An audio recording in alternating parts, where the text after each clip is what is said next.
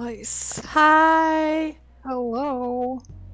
Wait, what? 3 months and currently on a 2 month streak. Oh, it's 3 months in total, but you slacked for 1 month. Tisk tisk. I'm kidding. It's fine. Thank you. Thank you for the resub. I'm gonna get you guys pretty. No, it's okay. And I'm being a bitch. Don't worry. I need to get you guys pretty badges. I don't even know what I want the badges to be yet. I'm thinking maybe like something with bows or ribbons. And I also want the channel points to be something. I think it might be something related to Monster Energy, but like not, so we don't get sued. Because I ran out a couple days ago and I forgot to It's okay. Thank you for the sub. Now you can use emotes again. Let's put us on screen. Oh, there we are. Hi. What? Hello. I don't understand why the game does that. Do you see? It only has like the little DLC info box there. Why does it do that? I don't. Like I can't see the main menu. Oh. Not on like on I almost said fucking Skype. On Discord it shows fine, but on stream it just shows that little bitch over there. Oh, okay. Now I see it. Oh, What that's the weird. fuck? It's like specific to the starting screen. How is everyone? How is everyone's Wednesday? We're gonna get back to being lovey-dovey.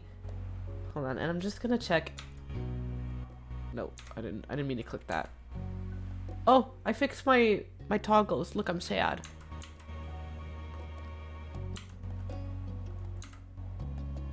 Nice. Okay. So I was just checking if I fixed them. They were badly optimized before. Can you guys hear everything good? Is Belle good? Is the game good? Yeah. Alright, I'm gonna continue. Yay, toggles! Alright, okay, so we stopped at the memories. We did Ghosts, Sandcastle, Fireflies. Fireflies. It all seems good. Yay! Is there anything anyone really wants to see? I want to do all of them. I'm not skipping out on any of them. Also, it's gonna be a shorter stream today, only about 2 hours. At least of this game. But maybe I'll do something for an hour. I was thinking of getting some DBD matches, but I don't know. For an hour. Alright, sleepover. Sleepover. Okay. Do you want to Am voice? I... Yeah, if you want to Sure. voice them again. Okay. All right, kids, we're done with dinner. Come to the table.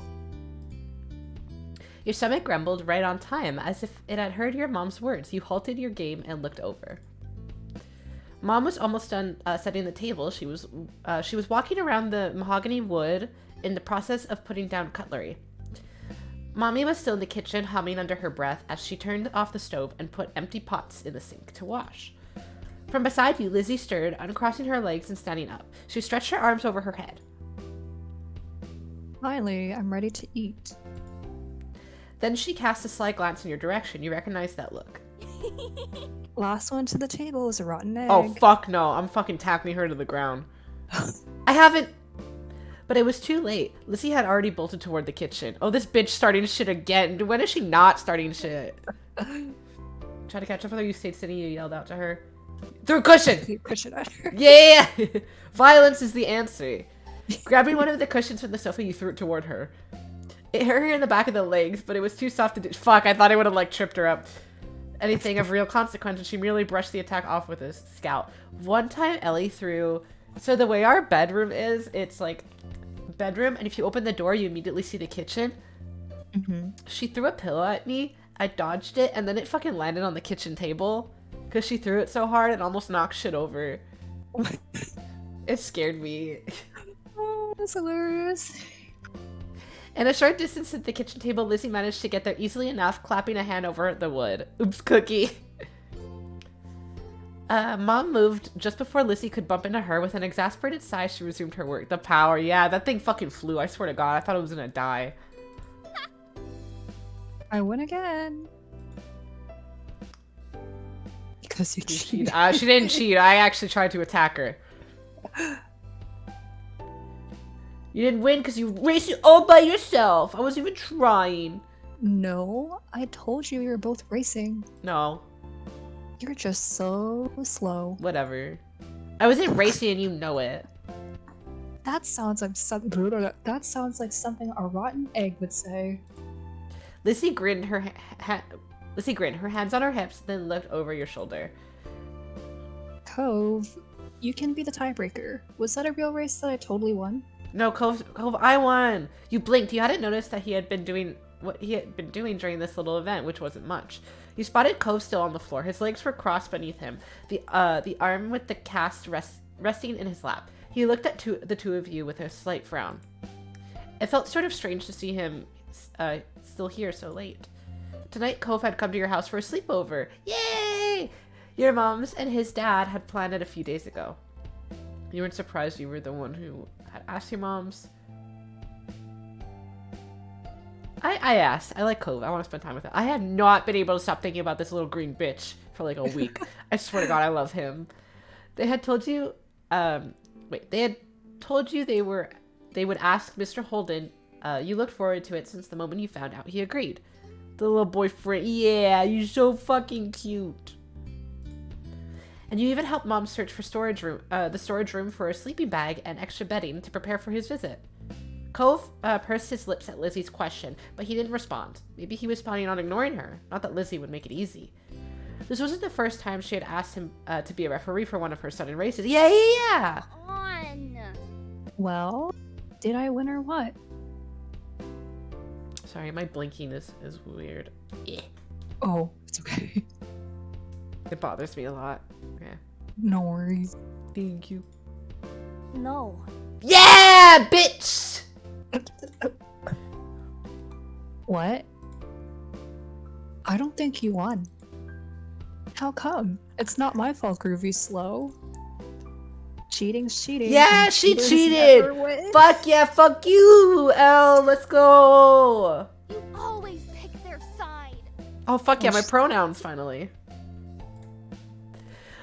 Cove snuck a shy peek at you before answering her. Oh, look at him! He's so cute! He's my best friend. I picked them and they picked me. What the hell?! Oh, that's so cute! You're a couple of rotten eggs then. Yeah.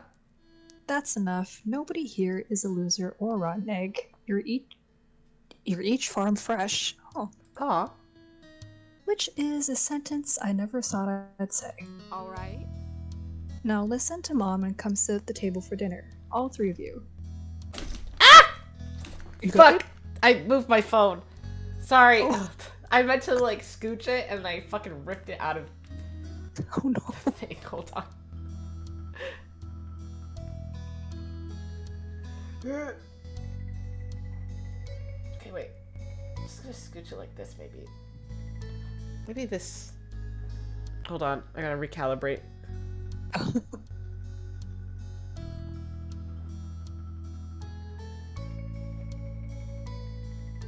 Okay, I think this should be fine.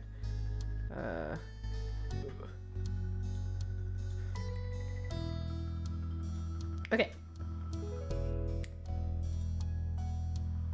You good? Yeah. Sorry. I was just... Whoa. No, it's okay. You and Lizzie obeyed, sitting across from each other at the edge of the table. Lizzie blew a raspberry at you and Mom turned her back. Oh, what a bitch. Your parents brought the last of the food, then they took seats further down the table instead of sitting right next to you and Lizzie. Only Cove was left out. He had stood up from his spot on the floor, but he hadn't made a move towards the kitchen. Cove, you can sit too.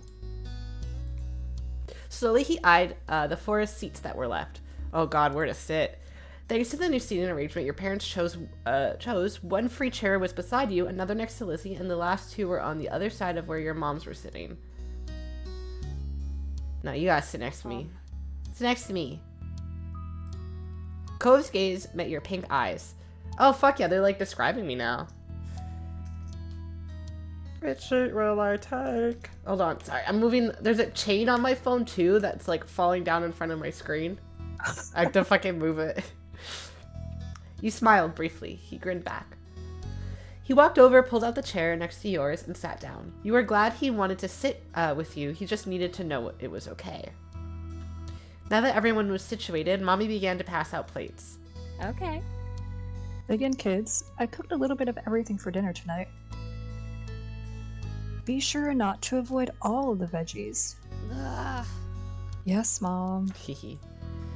Each person at the table served themselves except for one. Cove hesitated again. He fidgeted with his hands clamped on the top of his knees. He didn't seem very comfortable doing stuff in someone else's house. Oh, I feel that. Dude, Same. I sometimes feel too embarrassed to go to people's bathrooms. Yeah. Or like, I can't even like the thought of like eating at someone else's house just really, even though I've been there so many times, it still makes me like, oh, I feel so self-conscious. Especially because like you have to sit with their like. I had a lot of friends that had siblings and like sit with their parents and stuff, and I'm like, I don't know what to say. Like I'm just a stranger. I don't know who I am. When you gotta pee, you gotta pee. I probably like subconsciously held it in a lot of times. Sometimes I have to go to the bathroom at others' houses though, not because I have to go, but I need to have an alone time moment for anxiety. That's true too. I'm a lot more comfortable now, but I'm like, ugh, using the things in other people's houses I hate it. Whenever I see like a pet in someone else's house, I feel a lot more comfortable. I'll just Oh, sit yeah. next to the pet like half the time. I'll stay with the dog, yeah. Yeah. One dish seemed to have his eye, at least. That's pineapple chicken. Oh, fuck yeah, I love pineapple chicken. Want to try some? Not really. Sorry. By then, your moms had noted that Cove still had nothing on his plate as well. Do you not like any of the food, honey? Well, Maybe he hasn't tried Hawaiian food before. He hasn't? Wow. Please don't talk with your mouth full, Lizzie. Lizzie swallowed the bite she was eating, then she spoke again. He should try it now. Yeah, try it. She turned to Cove dramatically. Unless you want to shrink. That's what happens if you miss a meal. Damn. Elizabeth, that's not true. You know that. Oh. What? Sorry. The tracking, it like left for a second. Oh. I don't know why. Sorry, my tracking's really bad today. Cove squirmed under all the attention. He fidgeted with a fork between his fingers. I've had some things, just not any of this. oh shoot. I knew I should have asked your dad what your favorite foods were. It's alright, Lanny. Maybe he'll find a new favorite today. You weren't so sure about that. Cove didn't look like he was going to be trying the food anytime soon.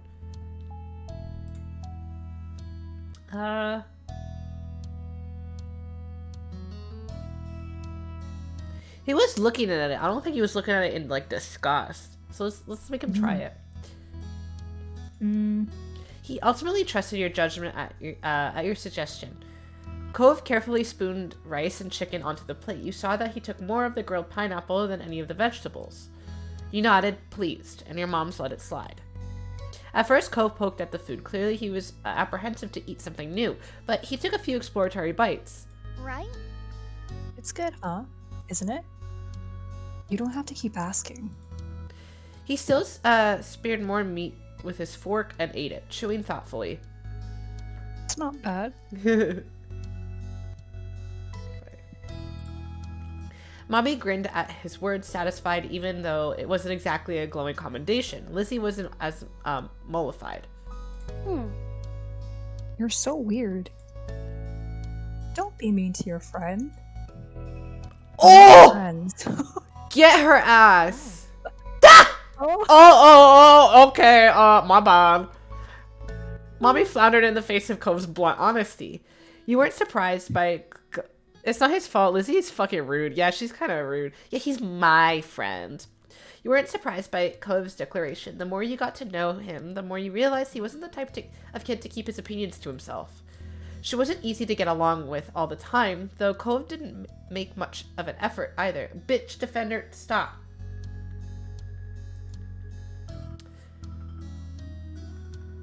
I wonder how he felt about you. Me right now, I know we're friends, but I want to hear him say it. Maybe I could ask him, like, "Hey, what are we?" You hoped he thought of you as a friend. You hoped he thought of you as a friend. When he gave Cove a look, oh, look at his face! He returned this small smile, and that made you feel good, even though you were still unsure. Your mommy looked at Mom and only got a shrug. Aww. No. Elizabeth, don't call someone weird. There's no such thing as a weird person and a non-weird person. There's just different perspectives. So true. It's not a nice thing to say to someone, anyone, but Pam. Wait, who's Pam? Wait, is she Pam? Oh, I tried to whisper. Oh. I think so. Oh no, they're talking about Cove. Mommy tried to whisper exclusively to Mom. Her attempt to make it audible over the sounds of clanking silverware meant you caught the quiet words anyways. They're not friends. He said so. As parents, we can only try and sometimes we fail. Not all kids will be thick as thieves. That's true. You don't gotta like anyone. You don't gotta live like everyone you meet. But that was kind of rude. No, less talking and more eating, kids. You need to clean up and start winding down for bed soon. But... Mom! It was savage. No buts. We've talked about this. Your bedtime will be moved back in a few years. For now, you don't get to stay up late. Dude, imagine like eating supper and then having to get ready for bed right away. That's awful. Yeah, what the hell? I don't think I've ever gone to bed that early. No, me neither. Lizzie sulked, muttering under her breath about how it wasn't right. Like, my house, we had supper time around like 6, usually. And like 7 was considered a late supper. Mm-hmm.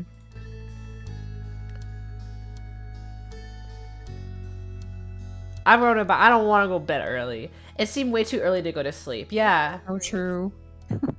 The sooner you sleep, the sooner a brand new day will be here. I think that's pretty exciting. That's pretty exciting. You weren't sure you agreed. The rest of the dinner passed by uneventfully. Cove was silent for most of it, even when you nudged him and tried to get him to talk.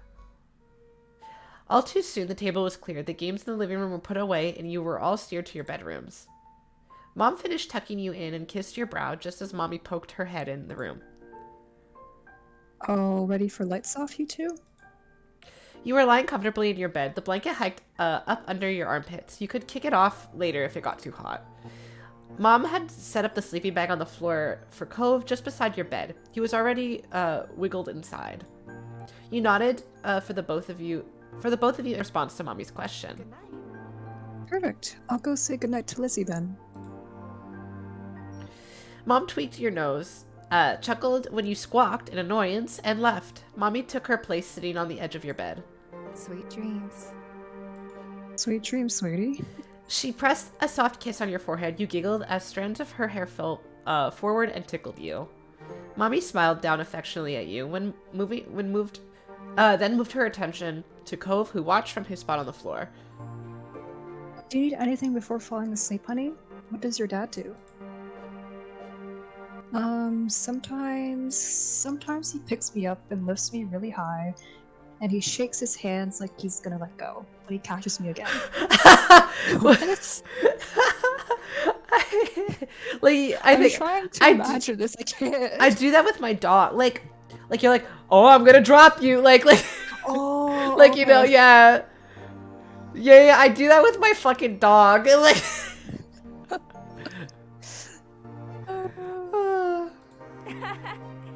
He keeps doing that until sometimes he does drop me on my bed, or other times he lowers me down and like I'm crashing. You do that with Cheems. Yeah, I do that with like my animals. I don't think I could do that with Peanut. She hates being lifted up. That's kind of cute. He looks like he loves that. Cove had become pretty excited when talking about the nightly ritual he and his dad shared. He seemed to realize how animated he was and bashfully quieted. Aww. But I don't want to do that here. Aww. Oh, how fun. Though I think you're right that it might not be a good idea to do that tonight. The sleeping bag might not be a soft landing. If there's anything else, you can always ask me or Groovy's other mom. But I'm the nice friend. Just don't care that. I love them. She laughed good-naturedly and stood up. Take care. Sleep well, Cove. Night. Leaning against the door jamb, she rested a hand on the light switch and looked to you. Good night. Sleep tight. Don't let the bed bugs bite. Bed bugs No, bite. that's my line. That's my line. I wasn't kidding. It's okay. With a last smile, Mommy turned off the lights and stepped out, closing the bedroom door behind her. You listened to her footsteps fade as she walked down the hallway. But even as the sound vanished, your eyes stayed open. It was so exciting to have Cove spending the night. You were happy that Cove was spending the night, but you couldn't shake the conversation from earlier at the dinner table.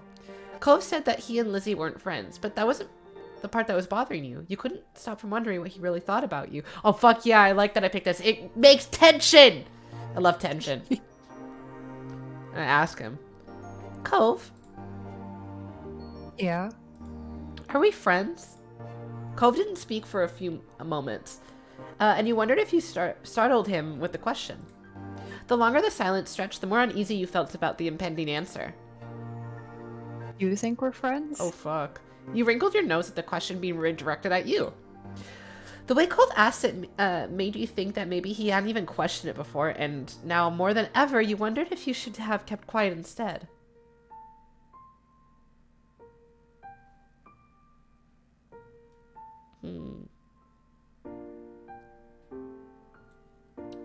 We're best friends.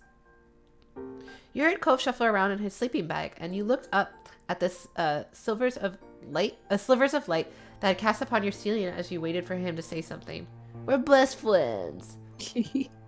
Well, there isn't somebody else it could be. Aww. So I guess we are best friends.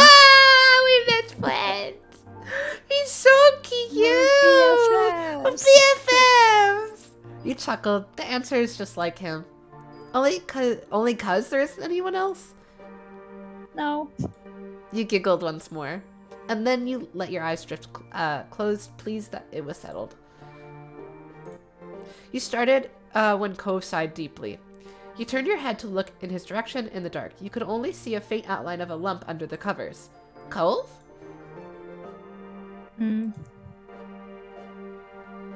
you be cool? Could you stop that? Bro, shut up. Yeah, that's true. I don't think there's anything over here for now. Yeah, because it's showing the portraits over here. Hold on. Okay, this should be good. What's wrong? I can't sleep. Why not? He shifted, or at least you thought he did. You couldn't see anything since your eyes were still adjusting to the dark, but you heard a sleeping bag rustle.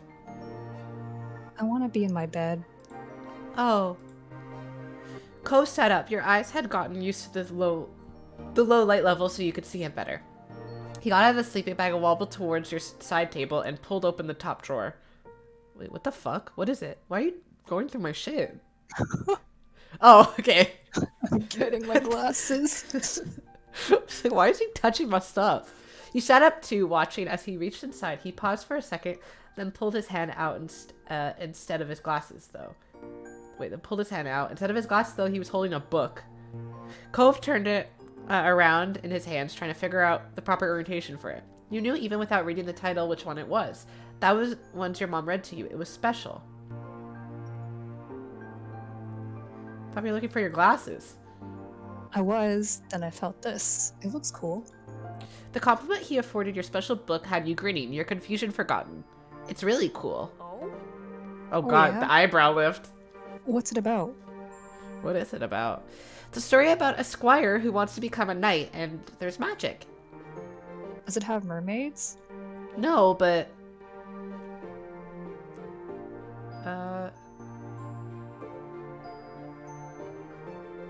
There's a dragon in it, and crazy shit happens you won't even fucking believe, bro. The squire tries to kill her because the king wants the dragon dead, so they have this fight.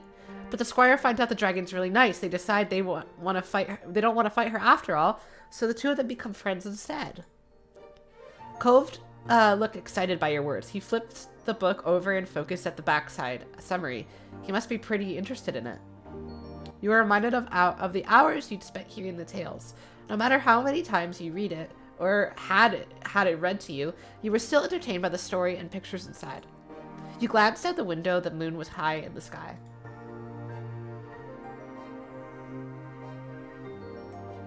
No, Read the book. we're reading the fucking book. You climbed out of bed and padded over to the side table. You opened it and rummaged around, pushing aside stuffed toys and crayons. Cove called out to you in a confused whisper. What are you doing? You'll see. You let out a quiet cry of victory when you found what you were looking for. You jumped back onto the bed before any hidden boogeyman could catch you unaware. Cove continued to watch as you wiggled your way beneath the blanket you discarded earlier. You pulled it over your head. What? Come on, check it out. Bring the book too. Oh! After a minute, the bed tipped as Cove got on it. Then the blanket shifted. You fiddled with the flashlight in your grip, feeling for the switch. Oh God! Ah! Oh God. With a click, the small space flooded with bright light. Cove sputtered, putting a hand to shield himself from the beam. Move it somewhere else. Sorry.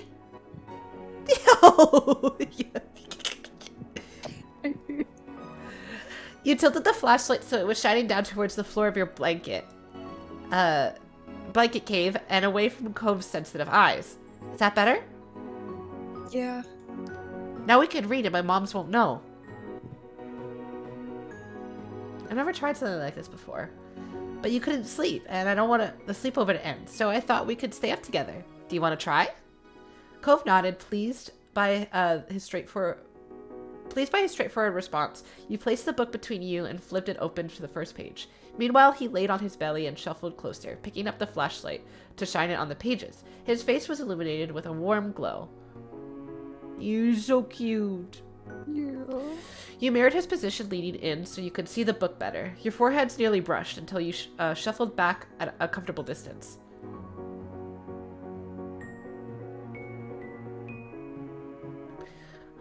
Let's read it together. Here. You turned the book around so it was right side up for Cove. You can read a page, then I'll read it, and we can keep switching like that. That's what we're doing! He nodded with a bit of hesitance. Cove tugged the book closer towards him. Then he began to read. You saw his mouth form the words as he whispered them under his breath, inaudible to you. After some time, he was finished reading the first page. He took a few moments to admire the picture covering half the page, then slid the book back to you. Okay. Your turn. You continued this way until you were a quarter away into the tale. The next time it was Cove's turn, you yawned, resting your chin atop your crossed arms. Idly, you studied Cove. His eyes were following the text, a soft smile lighting up his features. A lock of his hair fell into the field of vision, but he gave it no notice. He was lost in the story. You started when Cove caught you watching him. He raised a questioning eyebrow. What? He's so cute. Nothing. Cove shot you a strange look, but he went back to the book. You did too, even as your eyelids started to droop. When your eyes opened again, your bedroom was pitch black and silent. Your head was smushed in your pillow, your pajamas were sticking to you, and your mouth was dry. Slowly you raised yourself onto your elbows, you yawned, the back of your throat twinging as you did so. Ugh, I hate that. You rolled onto your side to sit up in the bed, planning on getting water from the kitchen, when you saw a dark shape towering above you. You froze, then you remembered you weren't alone in your room tonight. Cove, that you? Yeah. You shifted and felt something cylindrical pressing against your thigh. You fumbled for it. The familiar weight of the flashlight pressed onto your palm. You turned it on. Cove blinked at you, looking exhausted. He was in his normal clothes again. Shoes and everything. His pajama pants were left on the floor, abandoned. His sleeping bag was in a similar state. What is it? I can't sleep. I keep waking up. Oh. Did you have a bad dream? He shook his head from side to side. No, just can't sleep. It's weird here. You frowned. You'd helped your moms redecorate it only a few months back. I like my room. It's not that it's bad. I just always sleep in my room, in my bed, in my room. I feel this. I would love sleepovers, but I could never sleep, like, unless it was in my room. Yeah. That made things a little clearer. It wasn't anything you'd done. Cove couldn't sleep at a new place. You wondered how long it took for Cove's bedroom in his new house to not be weird to him. Probably a while. I'm gonna go. No! What? That shook off the last of your doziness. He was going to walk outside back to his own house, this time of night, all by himself? He noted your shocked expression and looked at you with resolve. My dad will let me in, and I've gone outside late before, and I have to go. I'll go with you. Why? I can get there myself. Then you'd have to go all the way back here from my house.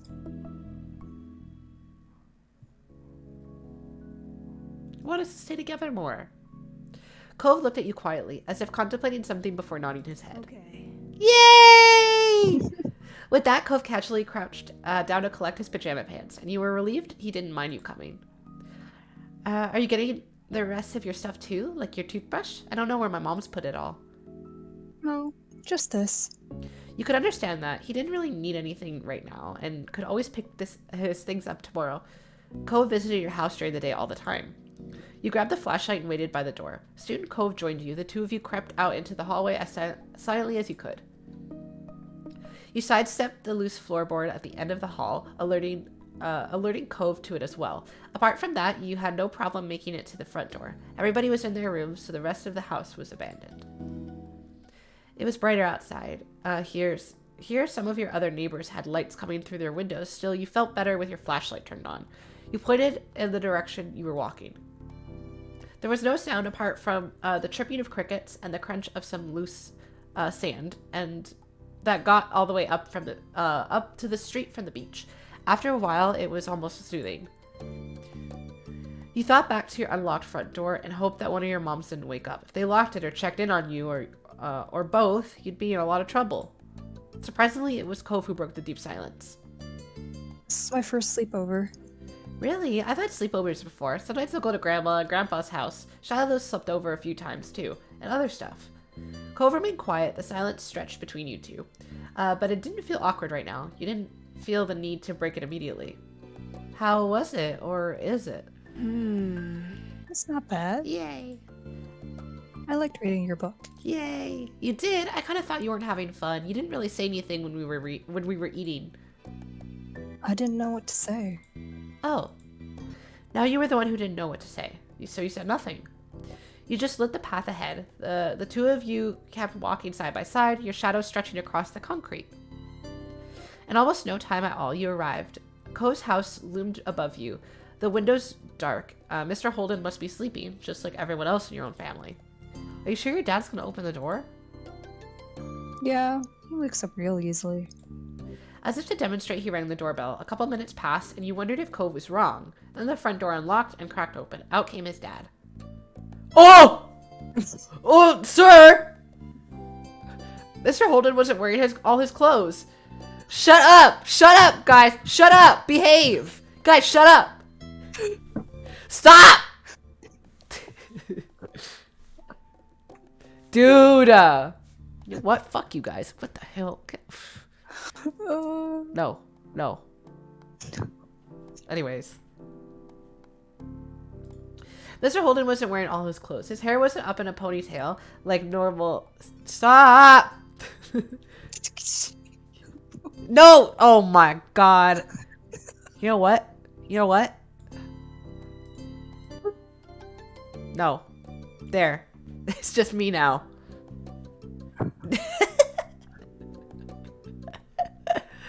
Your legs. Shut. No, it's fine. It's the speech bubbles over it. Still not bad. You felt a little bad to disturb him when he definitely had not been expecting anybody. Hey, Mr. Groovy, shut up! Shut up!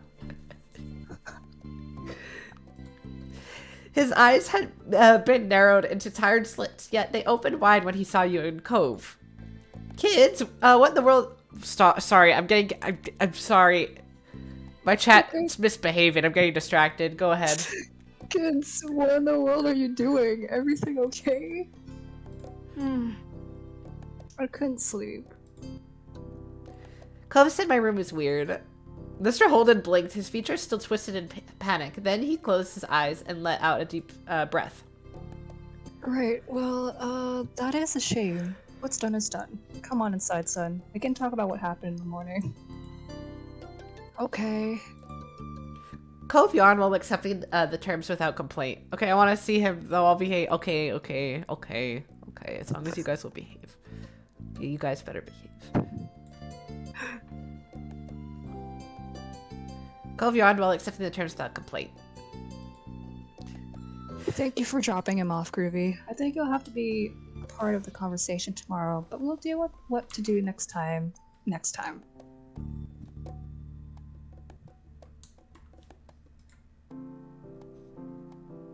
Now, let me walk you back. It's not safe for you to be out this late by yourself.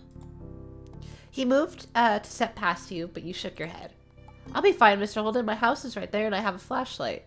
I'll beat the shit out of anyone with this fucking flashlight. Mr. Holden remained where he was, his brow furrowed, and placed a hand on Cove's shoulder blade.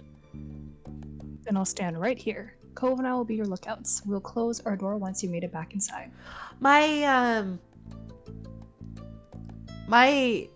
like parents used to do that when they would drop like my friends off back to their house. They'd like we'd stay parked until like either their parents opened the door for them or like they got inside the house. Yeah, that's what I do too whenever I drop off my friends. Yeah. I just wait until I go back Yeah. inside the house before I leave the driveway. It's a classic, gotta make sure. Exactly. You nodded your head at the compromise. Have a good night. Take care. Mr. Holden waved you off as you turned. Your eyes met Cove's, still standing beside his dad. His lips turned up at the corners. He spoke in an almost whisper. Bye. Bye, Groovy. Thanks for coming. Flashlight clutched in your hand. You joggled back over to your home. You did not feel better knowing... Wait, you did not? You did? What? You did feel better knowing Cove and his dad were watching to make sure nothing happened. Once you got to your front door, you glanced over to see the two waiting. You waved. Faintly, you saw Cove wave back. You quietly closed the door behind you, smiling to yourself. Then you tiptoed into your bedroom. The flashlight was returned to your drawer in its rightful place. Although Cove had to go back home in the end, you still considered the sleepover to be quite a success. You did hope that next time he'd be able to stay the whole night whenever next time came along. The next morning, you were woken up by the sound of Mom's voice and a soft shake on your shoulder. Groovy, wake up. It's time to get up and at 'em. The sun was peeking through your curtains, and you rubbed out your eyes as they adjusted to the new light. Cove's already out of bed. Oh, what? That's weird. You blinked at her for a moment, confused until you caught the empty sleeping bag on the ground and remembered what had happened during the night. But I didn't see him out there. I wonder where he's gotten off to so early. You hesitated, giving Mom a look with your mouth hanging half open as your mind processed what to tell her. Everything okay? Cove couldn't sleep. He said my room was weird. What? Where is Cove now? Did he sleep on the couch? Mom was still looking at you expectantly, but as you started to explain what had happened, you were interrupted by Mommy calling from downstairs saying Mr. Holden was at the door. You could tell by the way that Mom's forehead crinkled that she was even more concerned. When she turned to head downstairs, you pulled back the covers and jumped out of bed to follow her. Cliff, how are you? Mom joined Mommy at the door while you hovered at the bottom of the stairs and peeked around the corner. You saw Cove's dad standing just outside, a sheepish smile on his face. He was alone, and you wondered if Cove was alright. First name basis. Dude, they're like adult friends, dude. It's fine. They could totally be on first name basis. I love how the thing still says Cove's dad, though. I don't want to alarm you both, but Cove showed up back home in the middle of the night, and he wasn't alone. Wait, what the hell? Yo, he's snitching on me! Snitching? You bitch! Now I know his first name. There you go. Now you could be on a first name basis. What the hell? What a whore! He rubbed the back of his neck anxiously. He must have felt bad about sharing the news. Mr. Holden kind of reminded you of Clove in that moment. I said Clove. I meant Cove. What the fuck? Your moms exchanged a matching pair of surprised looks. Mommy gasping and covering her mouth with a hand. The two of them looked your way. You quickly ducked back behind the wall. The boy and I made sure Groovy got back safe, but Cove wouldn't tell me what happened. I thought you might have a little more insight. Nothing happened. You just said my room was weird. We didn't hear a thing during the night. I noticed Cove was gone just minutes before you arrived. Is he alright? We're so sorry. We'll be having a talk with Groovy about this for sure. Mr. Holden pulled his lips into a tight smile and held up his hands as if to say it wasn't their fault. He's fine. I just wanted to find out more about more before having another talk with him. Oh, not the talk. I should have known he wasn't ready to spend the night at someone else's house. You felt bad for Mr. Holden. He looked so sad. They discussed the event for a little bit longer, and your parents promising to call him if they found out more, and when Mr. Holden finally said goodbye, you heard Mom calling your name. Oh, no, I'm fucking out of here. Immediately you panic, wondering if you should find somewhere to hide. There was a growing sense of dread in your stomach that you were about to get in a lot of trouble. Your moms found you eventually, though. You were relieved to see that they didn't look very angry. They did, however, look very, very worried. That's ridiculous. What were you thinking, Groovy? Why didn't you tell us something was wrong? Why did you leave the house? You towed to the ground in front of you, refusing to look at them. I'm sure you were just trying to help him, but you know it's dangerous to go outside at night without a parent, don't you? Maybe. Nodding your head, you couldn't do much more than listen as your parents explained how dangerous it had been for you and Cove to wander over to his house on your own. Personally, you didn't think it was that bad, since Cove only lived across the road, but you didn't tell your moms that. I went outside at night without telling my parents wouldn't even let me walk outside in the day, like by myself. Yeah. Like, I had like classes at the church near my house, which is like a 5-10 minute walk, and I knew the way there, and it was before I had a phone, so my mom was late to pick me up, and she didn't tell me she was gonna be late like before, so like I like got bored and like was waiting there for like 15 minutes, so I started walking home, and then I got yelled at. Child neglect moment for me. God. Jeez. Mine was Italian parent moment. Personally, you didn't think it. Okay, yeah, I already read that. You were already in enough trouble as it was, so when they asked you to promise to tell them something like that next time, you nodded your head in agreement. Even though it was a little unfair, you accepted the punishment that you weren't allowed to have any sleepovers until you could prove to your moms that you were responsible enough. What the fuck, dog? Come on. What? No, I just thought the punishment was. Oh, okay. I thought something happened. I was like, what? No, you're good. Dude, what the hell, moms? You were determined to show them that you could be trusted. When you saw Cove next, he was sorry you had gotten in trouble. After hearing a similar lecture, Cove got away with a warning from his dad. Mr. Holden felt the negative experience was enough already, and Cove didn't need additional punishments. Damn!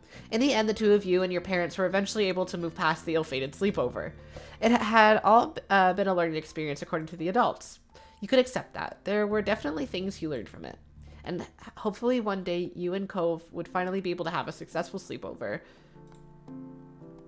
Yay! Okay, does anyone have any other suggestion? We can do shopping, grown up, long day, library, barbecue, or runaway. Shopping? I was also thinking shopping. Let's do shopping. I like how it has a soft pretzel. I hope we get soft pretzels. Come back before it gets dark. All right, sport. The familiar voice drifted across the street and drew your attention away from the snail you had been watching inch slowly across the pavement. I love snails! They're so cute. Live slug reaction. Literally my reaction to a live slug. I don't think we have a lot of snails here, though. That sucks. Cove waited in front of his dad, pushing his green hair back off his face from where the breeze was blowing it over his glasses. He looked to be paying only a mild amount of attention as he was being handed a few slips of green paper. It reminded you of when you first met Mr. Holden, although he's probably not paying Cove to be friends with himself. Oh shit.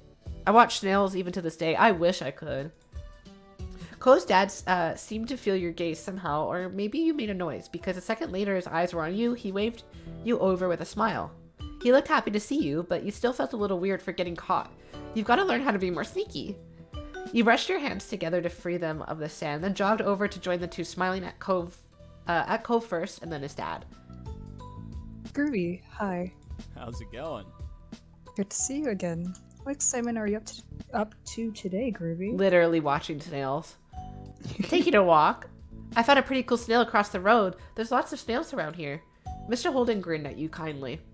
After you finish answering the question, Mr. Holden's attention returned to Cove, who was preoccupied with folding the bills he had into a tiny rectangle. Sounds fun. You know, Cole was about to hit the stores by the beach. Why don't you go with him?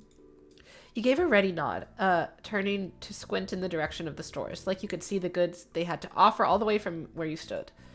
Oh, is that okay? Yeah. I don't mind. Yay. Great. I'm sure you guys have loads of fun. I hope we shoplift together. Mr. Holden reached into his pocket and pulled out a leather wallet filled with money. You found it odd since your mom's only ever seemed to have cards in theirs.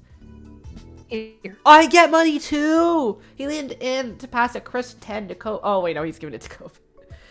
Giving him a wink and a whisper. Wait, is he telling him to buy me something? Oh, yeah! For your friend, Let's too. go! Sure. Good kid. That's my boy. Let's go, Cliff.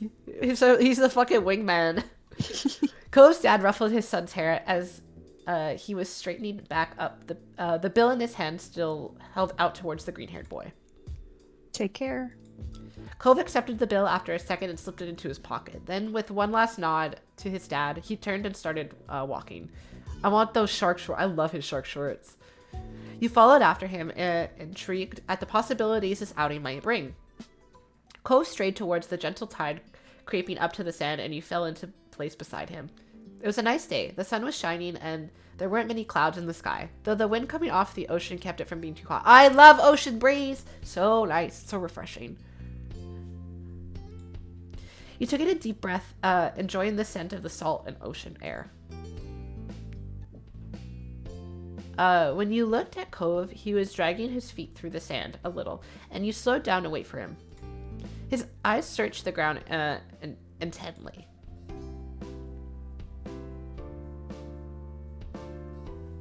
Are you looking for snails? Cove looked at you, wrinkling his nose. Who would want something like that? Wait, I did. I was looking at snails. What the fuck? You felt the urge to defend the activity you'd been indulging in only a short while ago. A lot of people, actually. Ugh. No way. They're weird. What the fuck? You can't take them anywhere because they're bugs. You have to leave them alone. So? I like watching them. They're cool. I wouldn't take. Cove chuckled to himself, and that ended the discussion. He can think of what he wants, and you'll think of your own things. Yeah. Snails aren't wait, but yeah, they're not bugs, are they?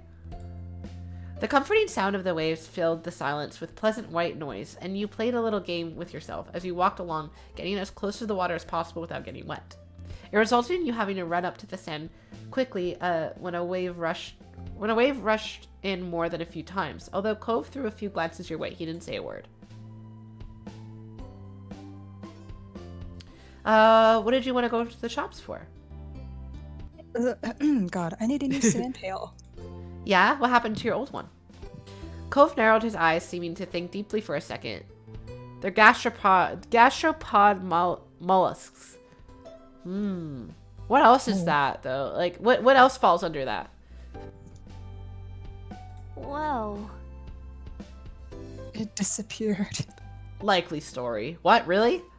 Cove ducked his head down, lacing his fingers behind snails and slugs mostly. Yeah, I was assuming slugs, too. They're so cute. Lancing his fingers behind his back. It didn't seem like he was going to continue, so you nudged his arm. How did that happen?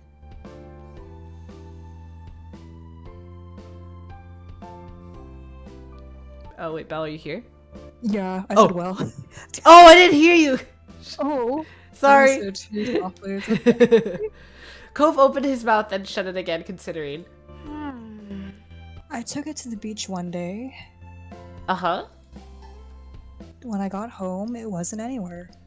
Wait, but you took it to the beach. Why would it be at home? You left it there. Nope. It wasn't at the beach. But when I it went got back. stolen. You left it there. Don't lie. Then you lost it. It disappeared. What a little shit! I'm gonna fucking give him a noogie. So. What about you? What do you do out here? Looking at fish. I don't know. Yeah, I like looking at fish. They don't like me, so they always swim away if I get too close, but they're pretty before that. Cool. Starfish are fun. They aren't going anywhere even if you touch them. Oh, I don't think I've ever seen an actual starfish either. A small laugh escaped you. That's true. Once you reached the shopping area, the noise level grew exponentially. No longer just waves and footsteps, but the chatter of people enjoying the lovely summer day, the call of birds trying to find bits of food left behind, and lots of salespeople trying to get attention. Also, jellyfish and octopus and clams are mollusks. Oh. Ooh. Oh, excuse me. Wait, okay, so octopus... what's the other? What about... Are squids... Is a squid also a mollusks? A mollusks? Because they're close to octopi. Weird. You sniffled the air as you walked beside Cove. You could still smell the ocean, but there were other scents too now. Pizza, pretzel, hot dogs. It's nice. I like shopping areas. Yeah, they are. Yay, I got it right. The energy surrounding the area seemed to fill you, and there was a bounce in your step as you began looking at all the familiar sights. There were so many things to do, you didn't know where to begin. You looked at Cove, hoping he was just as excited as you were. Cove was glancing from one side of the street to the other with a look in his aquamarine eyes that you couldn't quite work out. What's that? Cove pointed to a large crowd of people gathered near a few tables with large, colorful umbrellas blooming from their middles. You couldn't see past the adults who were blocking the way, but you knew there must be something worth seeing. Without another word, the two of you hurried over to see what all the commotion was about. Feast your eyes on the amazing Alexander. Oh, Sif, magician! In the center of the crowd was a man with a tall hat and a funny green coat with 3 long tails. There was a little table next to him with a cloth hanging over it that read, "The Amazing Alexander." Final Fantasy raid moment? Dude, they got, man, they got Alexander Prime on this fucking boardwalk. In glittery golden script. Why tell people his name if it's already on a sign? Cove hummed with understanding, then turned to walk away just as the Amazing Alexander began shuffling a deck of cards. Maybe we could stay and watch? Cove glanced at the man, he then briefly lifted his arms up off his sides before returning them to place. You grinned, waving for him to follow as you raced back to stand in the crowd. With that, it began. The magic man pulled one card out of the deck, showing it to the curious onlookers. It was a 4 of diamonds. Watch close. Oh, sorry. Oh, watch closely. You did, squeezing through a few of the adults onlookers to get a better view. Suddenly, the man snapped his fingers, and the card just disappeared. Whoa! The Amazing Alexander, who had earned his title, turned his head and looked directly at you. He reached out with a kind of smile. Yeah, I want to be an assistant. What's this behind your ear? What is it? Tell me. This had to be going somewhere, and you needed to find out. He smelled like popcorn and candy when he stepped closer. It was great. You felt a tug, and then he pulled the 4 of diamonds out from behind your ear. Whoa! You knew that it couldn't really have come from your ear, but you still didn't know didn't get how he'd done it. There was a light applause from the crowd, and the man gave a deep bow. This is for you. The magician plucked a pair of balloons from a clump of them tied down to his table. Both were in the shape of a dolphin instead of being a normal circle. And one of your friend too. One for your friend too. Thank you for being my assistant. Yay, we got balloons! Oh. Wow! Now you're really grateful he chose you. After that, he went to someone else in the crowd. Yippee! A card, any card. My uncle does this every time he visits. Not the balloons, the stuff with the cards. Oh, that sounds like a fun uncle. Cove spoke plainly while reaching over to take the dolphin that had been designated for him.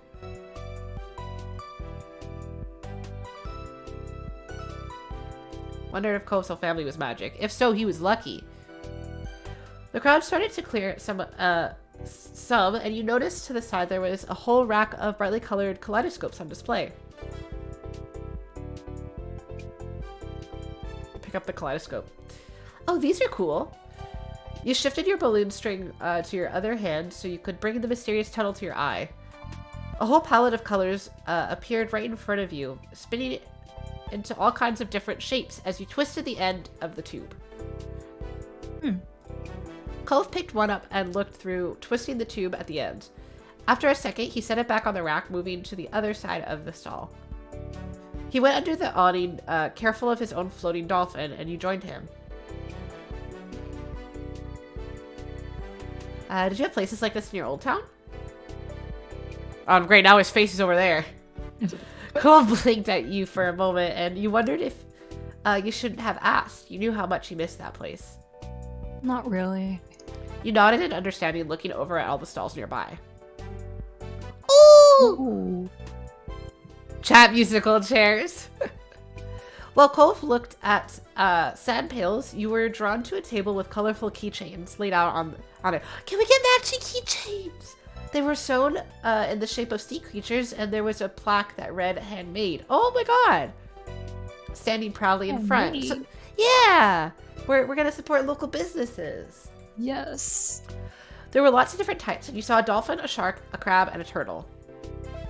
Let's pick up, because we already got a dolphin balloon. Let's pick up a turtle. Your hand stopped on the sleeping turtle, just barely poking its head out of the shell. It had flecks of metallic green on the back that caught the sunlight when you picked it up. You remember the turtles you had seen in a movie. You had been mesmerized by the way they gently glided through the water. You were instantly enamored. Checking the price, though, your heart fell. $6. You didn't know much about money, but you thought that was a lot to spend on one thing. You really had more than $5 bill to your name. Is that what you want? Yes. Huh? Oh, it's $6. I didn't bring any money. All right. That's fine.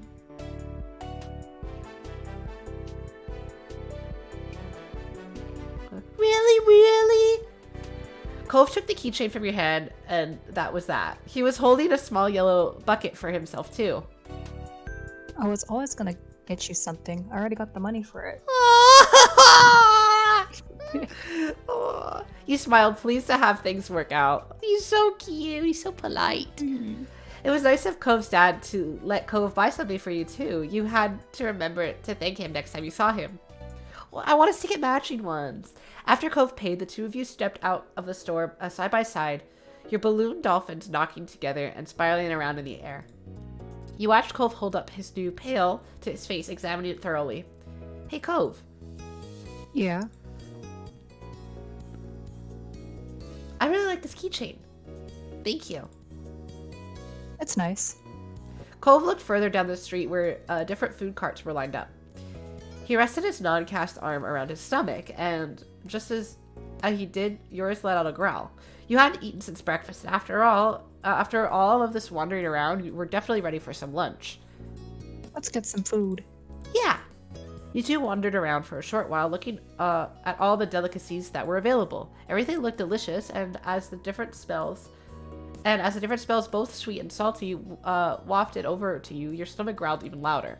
After passing up hot dogs, snow cones, ice cream, and pizza, you both agreed on pretzels. Cove got something sweet instead of meaty, and you, let's get for lunch, we'll get something Savory? So I guess cheese one.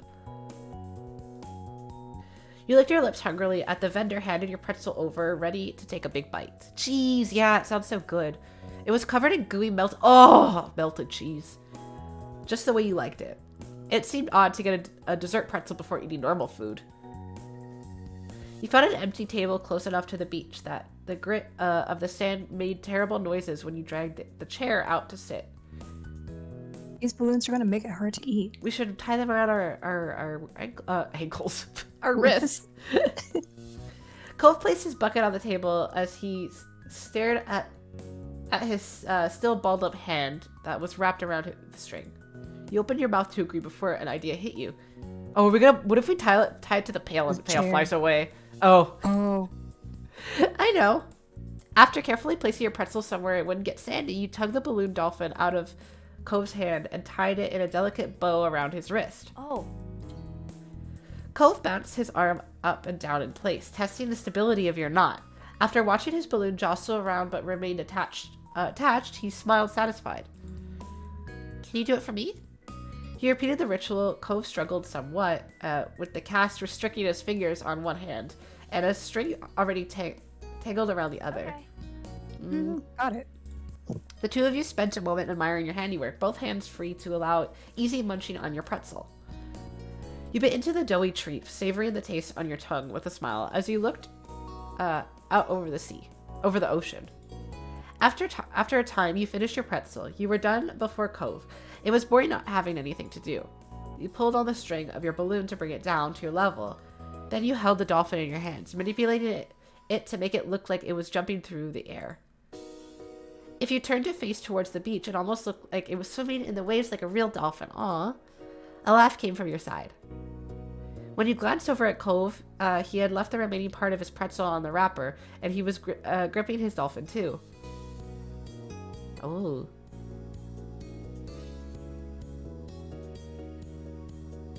My name is Cherry, and she's actually an alien. When no one is looking, she transforms back into her true alien self. She has purple skin and 10 eyes. You sighed, wishing you could meet a real-life alien. What's yours? Cove considered this question, placing the balloon against the table and resting his free arm across it in contemplation. It's... With a loud pop... No! No!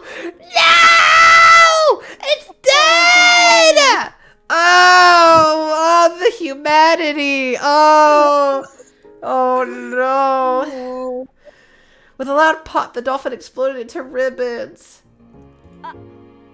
Oh no! Oh no! Oh no! No.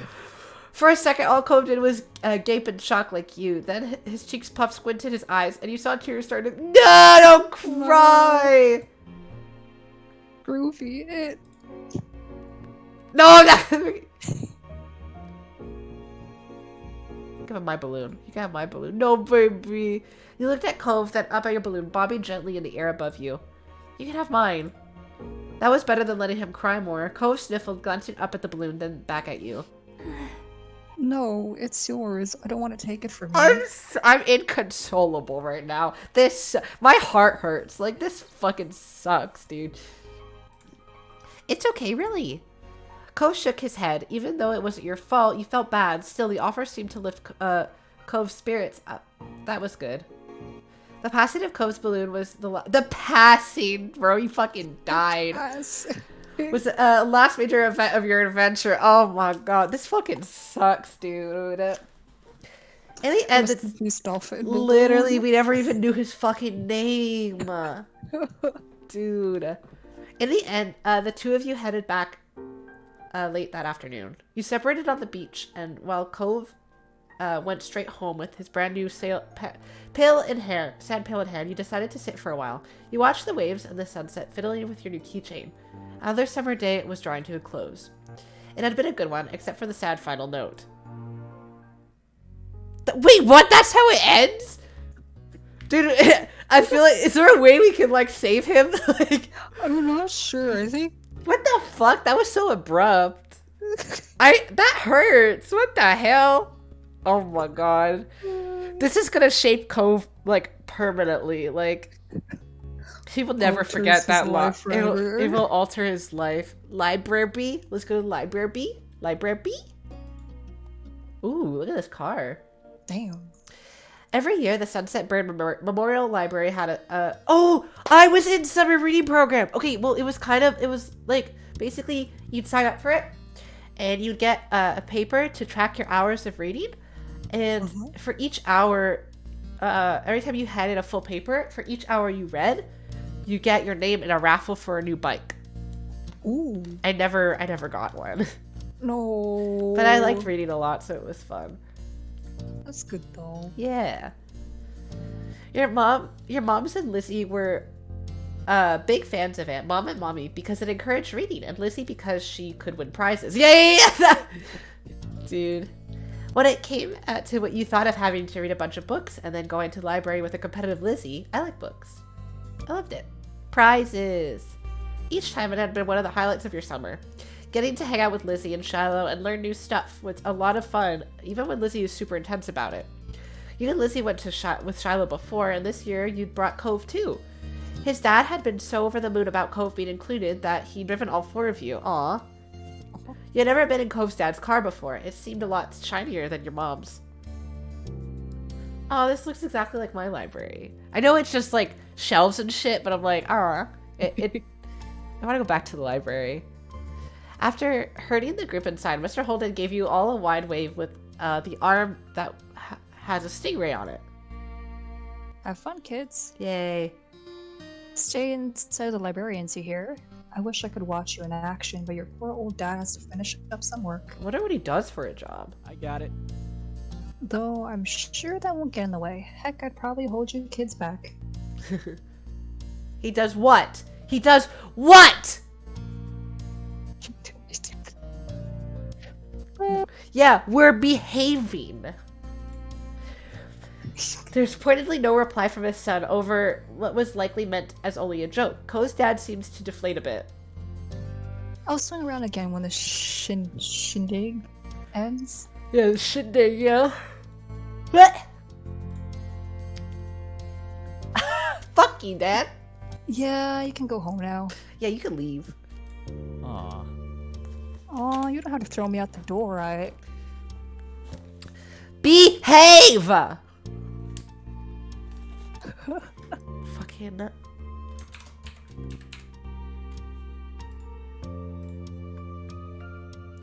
I'm kidding, I'm kidding.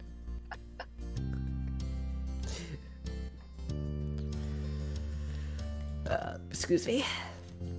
Your sister, already in full competition mode, cut him off for once. Cove looked grateful she was there. He's just so pretty. He is a good dad. He's cute. Mm-hmm. We have to go find a table, Mr. Holden. You can talk to Cove after when we win. Okay. See you in about an hour. Have fun. Did I say that already? My advanced age is really catching up. How to old me is he? He looks like 30. Yeah. Bye. Yeah, bye. Dad. Bye!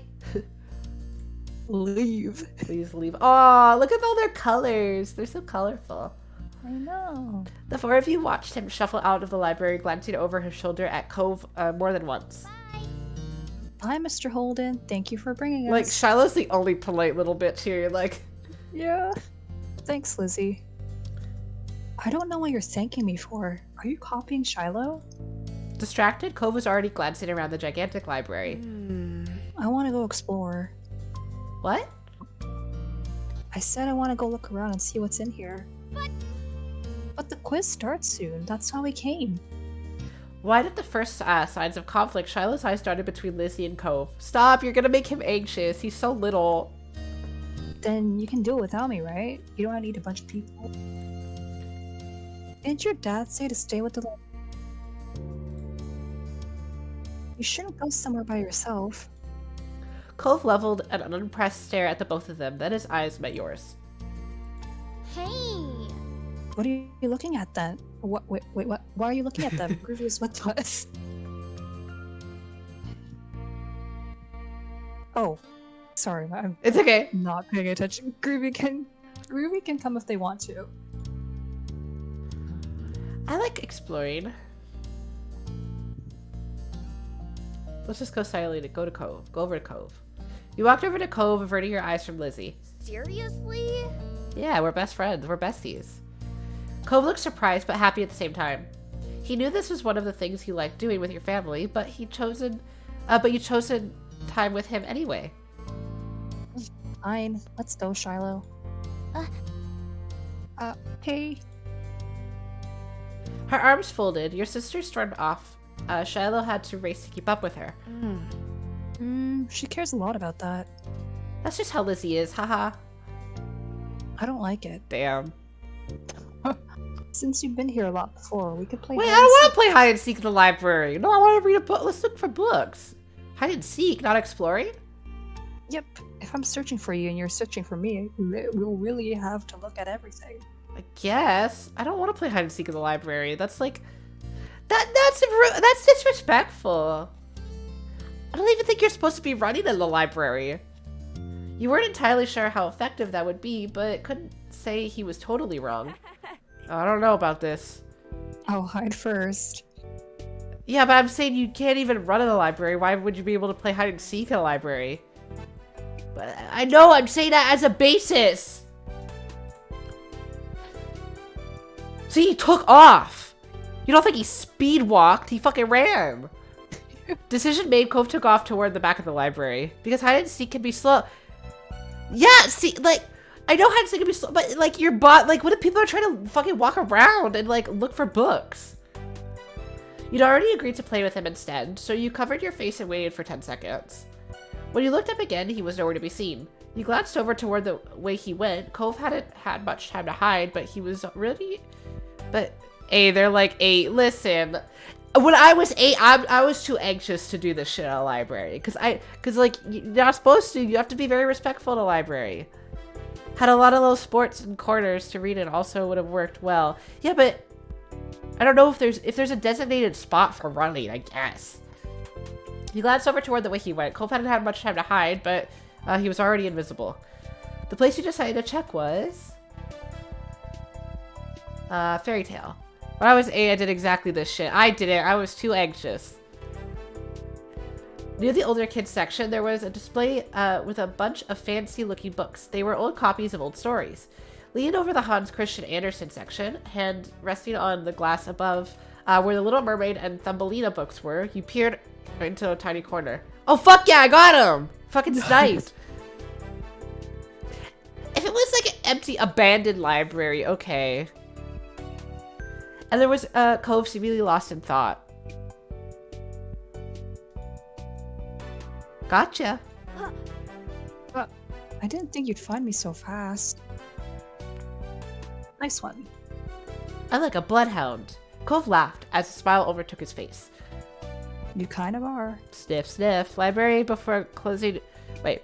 Library closing on a weird day, and there's barely anyone. We don't run and play hide... Okay, fine. If there's no one there, I'll play hide and seek in the library.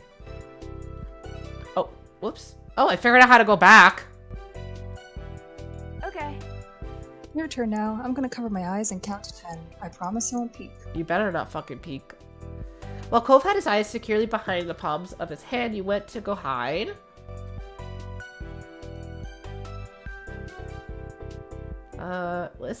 Can we, what if we, like, pretend to be a stuffed animal? Like, our heads just, like, poking out? Like, let's see that. There was a place near the toddler's books with lots of stuffed animals for kids to play with. A tiny section among the boxes of toys and bean bags was almost out of sight if you didn't check closely. It was a perfect place to blend in, and for a little while, you did just that. Unfortunately, all those stuffed animals were also your downfall. Oh, no! As soon as you took a breath and leaned back, one of their oh, no! One of the press talk sensors went off. Oh dear, I'm late. I'm late for a very important date. I'm late for a... Uh-oh. Like a super spy detective on the trail of a diabolical supervillain, which in this case was probably you. Cove was there as soon as the white rabbit started speaking. God damn it. Wow, that's loud. Oops. Oh no! Clearly entertained by your dramatic pretend fate, Cove laughed. That's silly. Yeah, thanks, I know. He laughed again. He wiggled in his spot far away from the rabbit and gestured to the rest of the library. Aww. Alright. It's my turn again. Start counting so I can go pick a spot. Okay. Cove darted off before you even had the chance to fully close your eyes. 1 Mississippi? When the time was up, he was long gone again. There was still a lot of good places to hide, so you figured he was... Let's check behind the Willy Wonka statues. He must be next to the Willy Wonka statues, you thought, and you were right. What the fuck, dog? Dude, I'm so good at this game. Cove was standing there, looking at them. You must have missed him in the crowd at first sight. But he wasn't really hiding at all. Absolute bloodhound. Oh, hey. These are creepy. The statues were made of brass.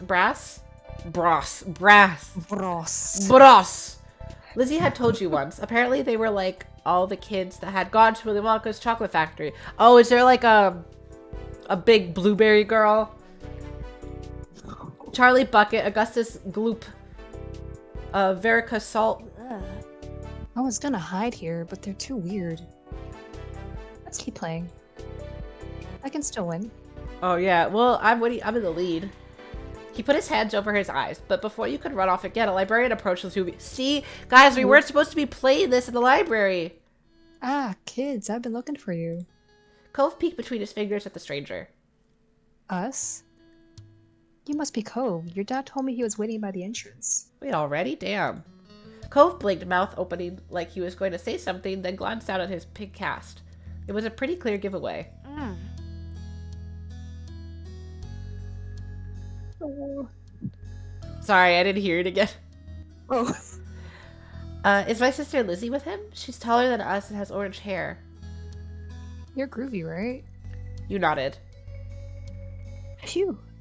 I found both of you at once. That's right, she's with him, and the little guy with freckles. Come on, let's go get you reunited so we can close up for the night. I like kind of wish I read some books. Yeah. Ready to go home, you and Cove followed him up front where the ragtag group of family members and Shiloh were all waiting. Hey! There you are. She was pouting. You could tell from all the way across the room, and it was only that much more obvious as you got closer. Did you win? We came in second. Hey gang, I thought you'd have been with them the whole time. Cove. I'm glad you just didn't go off by yourself at least. Cove glanced over at you, then back up at his dad. Yeah. Me too. Aww. A broad smile spread over Mr. Holden's face. That's... Even so, next time you should... Cove? Cove? Where the fuck did he go? Cove's dad glanced around slightly frantic, but Cove, just like always, had snuck off without thinking to say anything. Where the fuck did he go? He was just here. What the hell? He's leaving. Cove's trying to be the first one to the car. With a sudden burst of speed, Lizzie darted for the exit, still in victory-to-be mode, even for something like a race to ride in the front seat.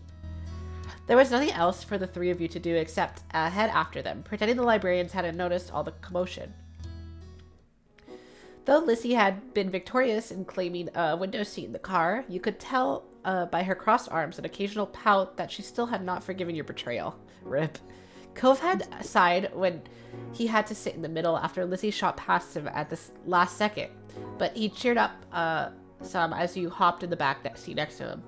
I hate being in the middle seat, dude. There's no room. I know. Did you say you came in second place? That's some good going. No. Damn. No, it's not.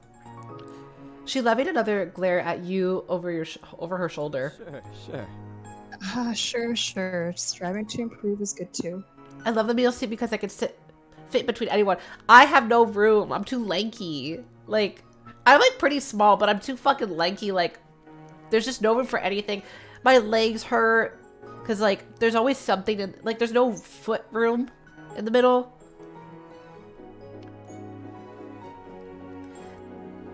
That makes Groovy the winner in your family. Oh fuck!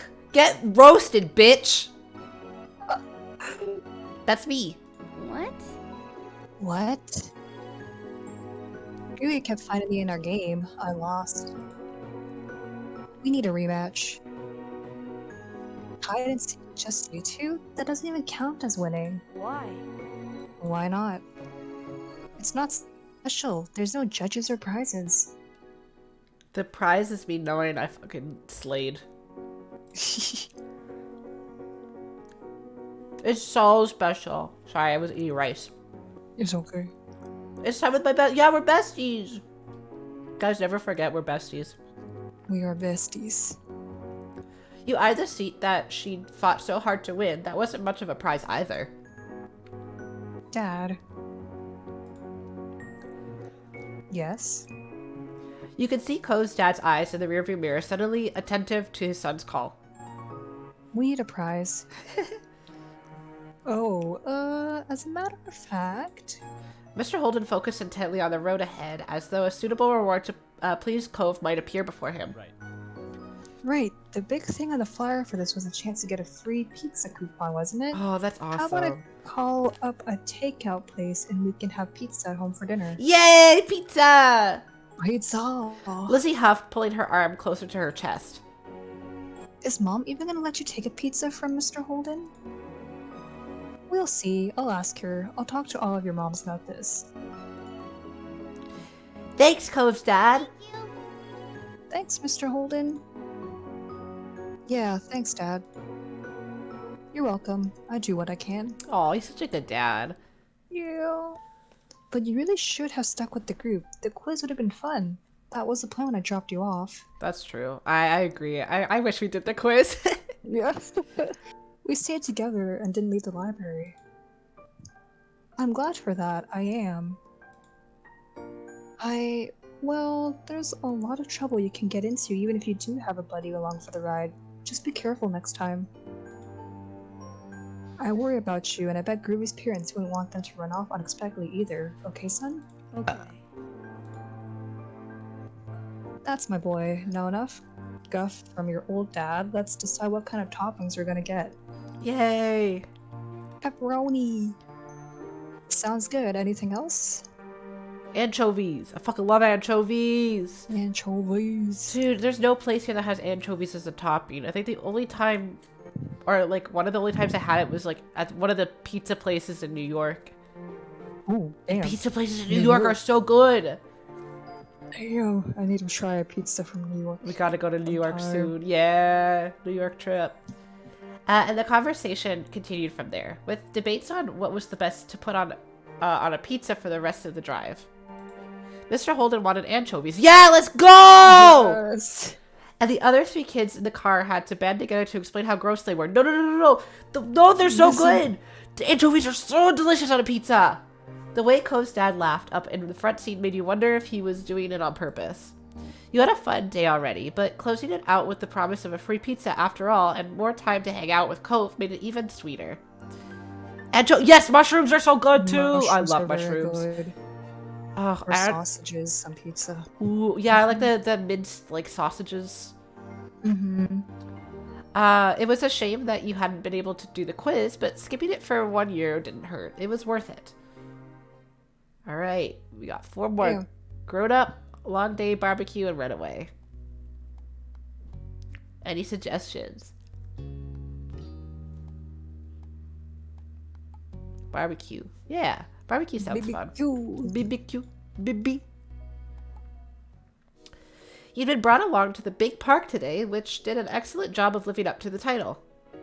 The park near your house, with its lonely playground equipment, wasn't even a quarter of the size of the expanse of green and trees that lay before you now. As it was in the next town over and too far for you to walk by yourself, you didn't get to visit it much, so you soaked up the environment. Another difference between this park and the one in your neighborhood was that this one had visitors with other than you, Lizzie, Shiloh, and Cove.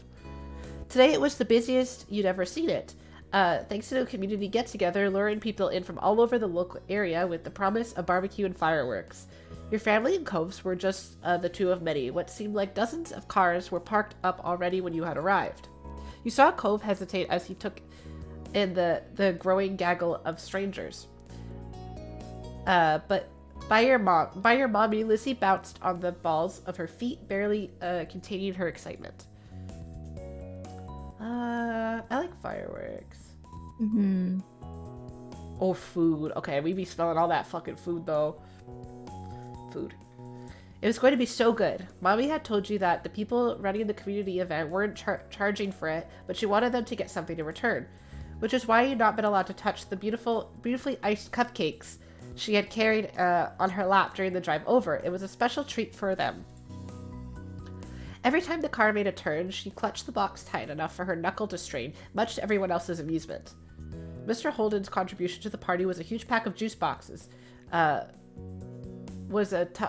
huge pack of juice boxes was tucked under his arm after being retrieved from the car's trunk. You bet there had been no dramatics around that cargo getting here in one piece, but the boxes did lack the beautiful shimmer of Mommy's treasured cupcakes. Okie dokie. Everyone else set? Should be. Cove, did you put some sunscreen on before we left? Yeah, I always do. You don't have to tell me.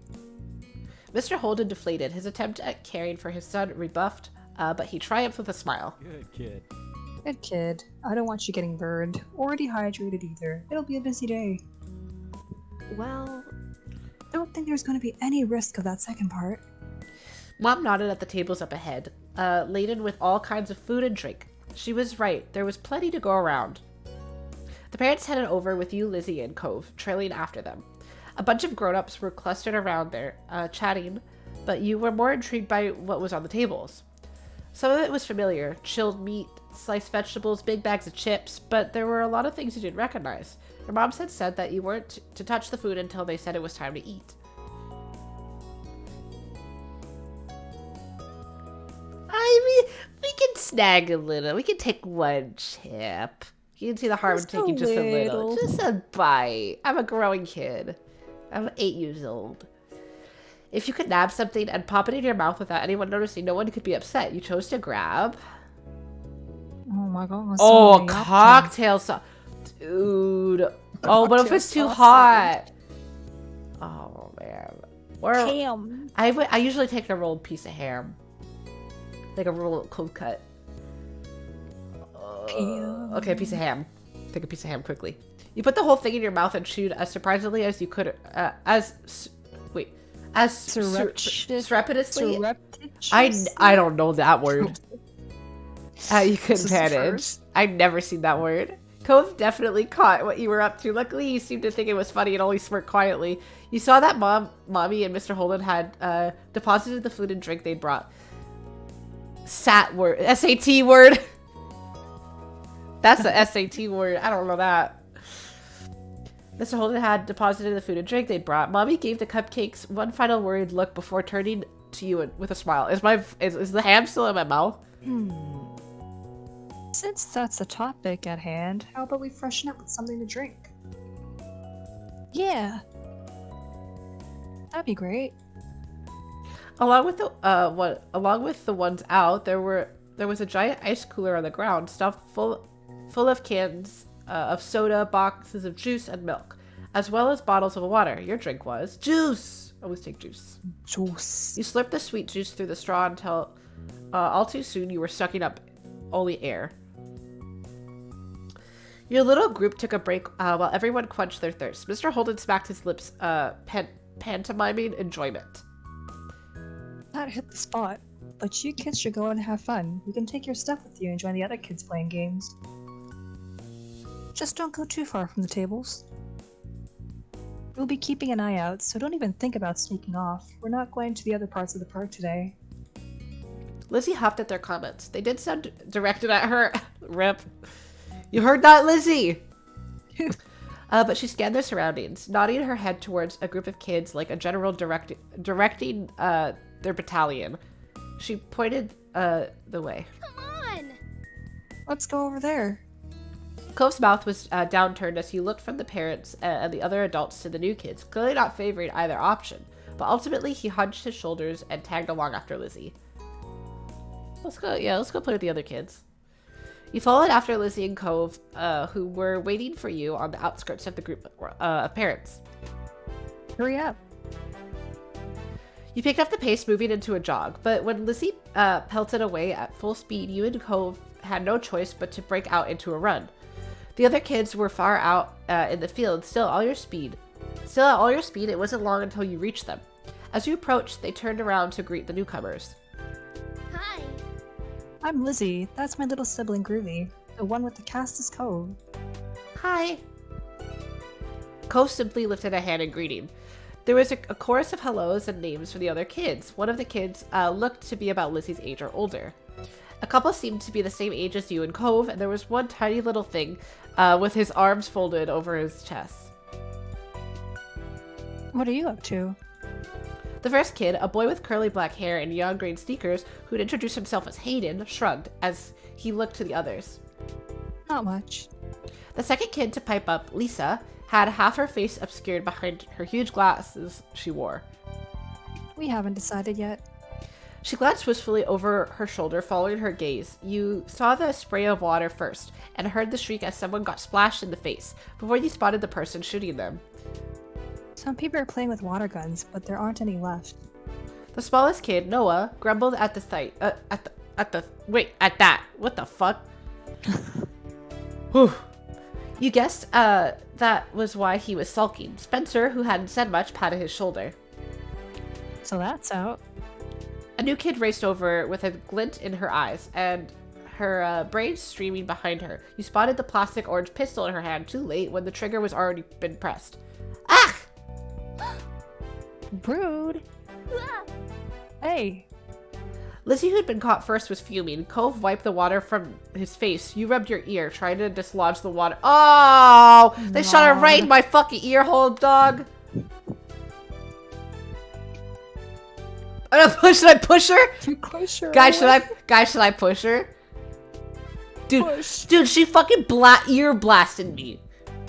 I'm pushing her. I'm pushing this bitch. Without a water pistol, your only option to get her away was with your hand. Yeah, push her ass. The girl staggered backwards, face twisted in indignation. Are you crazy? What's wrong with you? Bro, you fucking almost deafened me.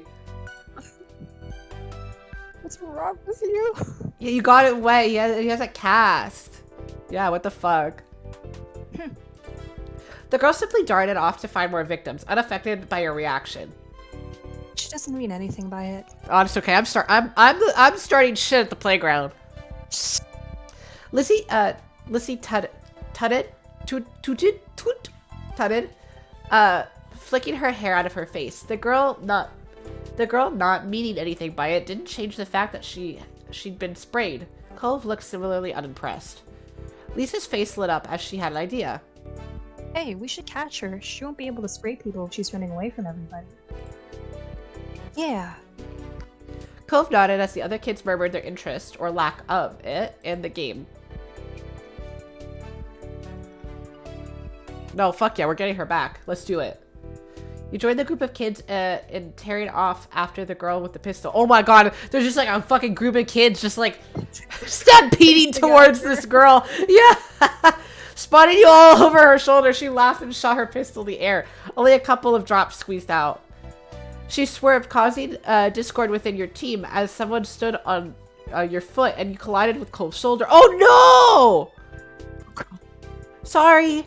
Cove shot you a smile that gave you a feeling of camaraderie. It's okay. You were closing in on the girl, but you weren't alone. Lizzie's face was set with intent, and the two older kids were hot on her heels too. I want to. No, I want her. She's mine. You outran them with effort, though. Okay, we'll put effort into it. I'm gonna tear this girl apart. You push yourself, willing your legs to move just a bit faster. You were close, and you dragon energy. Let's fucking go. Then you tackled her to the ground. Get her ass. You did it. The girl who had been caught giggled as she got to her feet, brushing strands of grass from her knees. Smiling, Cove came to a stop at your side. Lizzie whooped with delight, clapping her hands. The boy with the bright sneakers grinned. You're it now. Catch us if you can. Yeah. I'll do it. You won't get away from me. With that, you all dispersed, squealing and laughing as you tried to evade capture. The sour mood from earlier had evaporated entirely, replaced by a light and playful atmosphere. Several rounds later, when most of the kids had taken at least one turn as it, the scent of smoke wafted up to your nose. Caught by surprise, you looked up and found that the brilliant blue of the sky had turned orange as the sun sunk down on the horizon. With all the excitement, you'd lost track of time completely. Looking over, you saw people standing over the grills and poking them to life. It was nearly time to eat. We should get over there. I'm so hungry. Our parents are at different spots. Yeah. Bye. It was cool playing. Yep. Bye. Bye!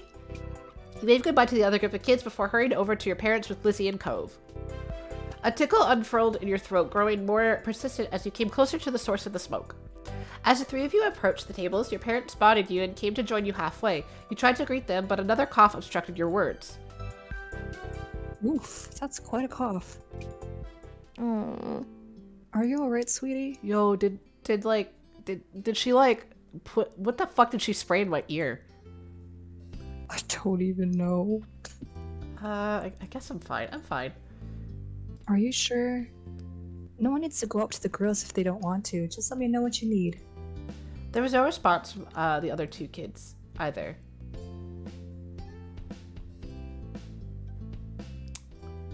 I would say, please can you get it for me? Of course.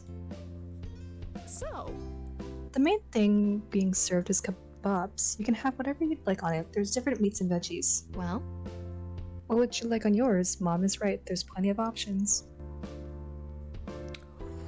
Bro, there's shrimp. Oh, there's also zucchini. Oh my god, there's so much shit. I want shrimp. Shrimp? Oh, fuck yeah. Okay, so we want shrimp. Wait, I can't. Okay, let's get zucchini. Oh yeah. Okay, chicken. And, oh fuck, potatoes. We got potatoes. Okay, that's everything. Sounds good to me. The veggies will be good for you. Order given, you waited for your food to be ready. Lizzie headed towards you, having issued her own request. Hi again. I heard what you ordered. I'm getting a chicken kebab with all 3 colors of peppers. That's good. Good for you. Noticing Cove approach, she turned to him. What are you having? why? Why does it matter? Damn. I don't know. I was just asking. I'm getting beef and shrimp with all the vegetables except onions. Lizzie hummed while evaluating his response. That's okay, I guess, but chicken is definitely the better one. All right. That's a pretty bold statement. Then you can eat all the chicken. I'm going to. I got you.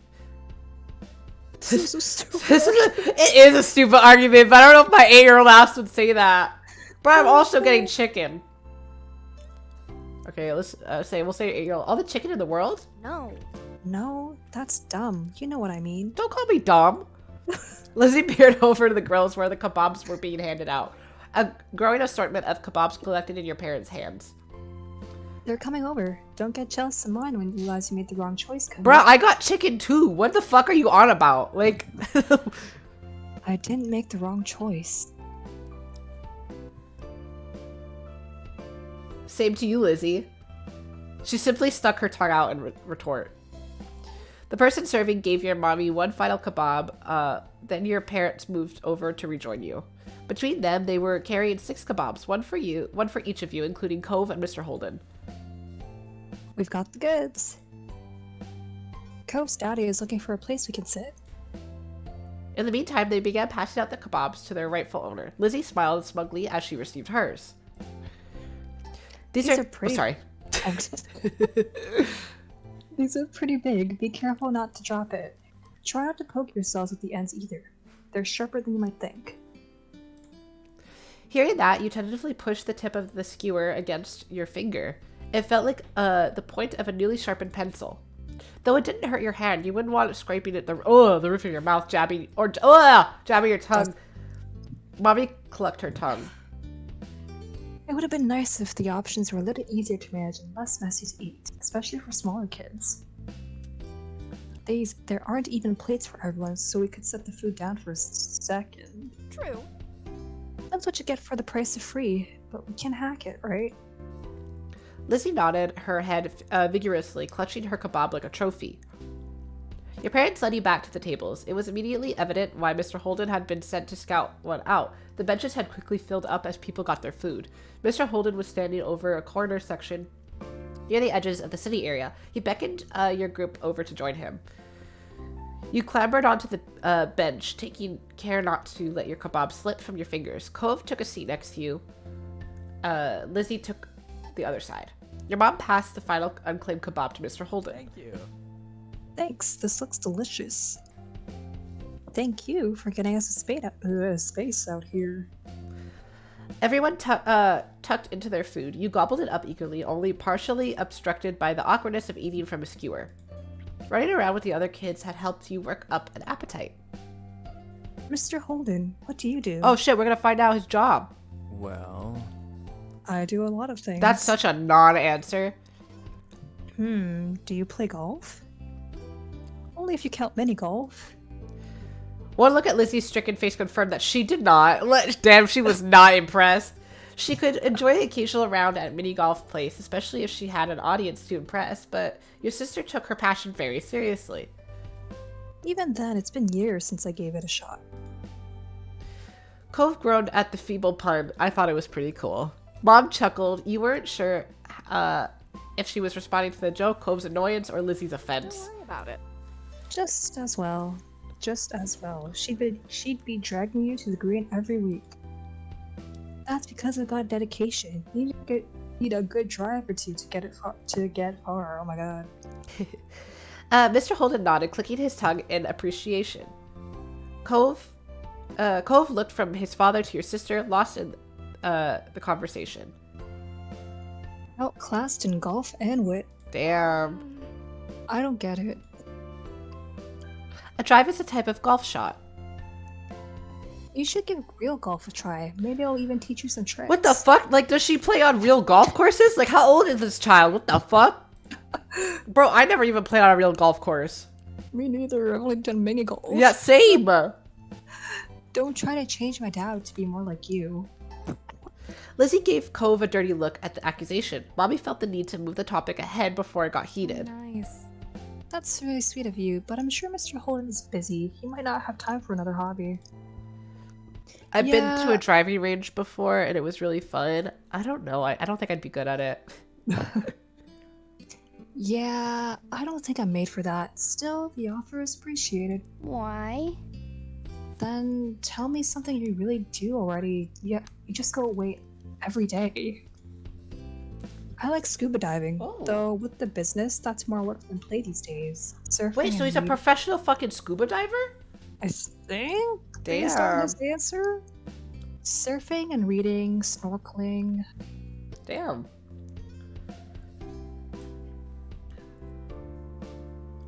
Those are things Cove likes. Mr. Holden exaggeratedly puffed out his chest. What can I say? My boy's got good taste. He takes after his dad in that way.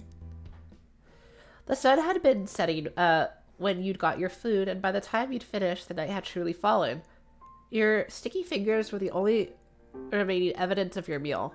The kebab had been a great combination of more than the sum of its parts. The seasoning of freedom to choose every single ingredient yourself was what made it something to remember. Rising from the table, Mommy held up her water bottle.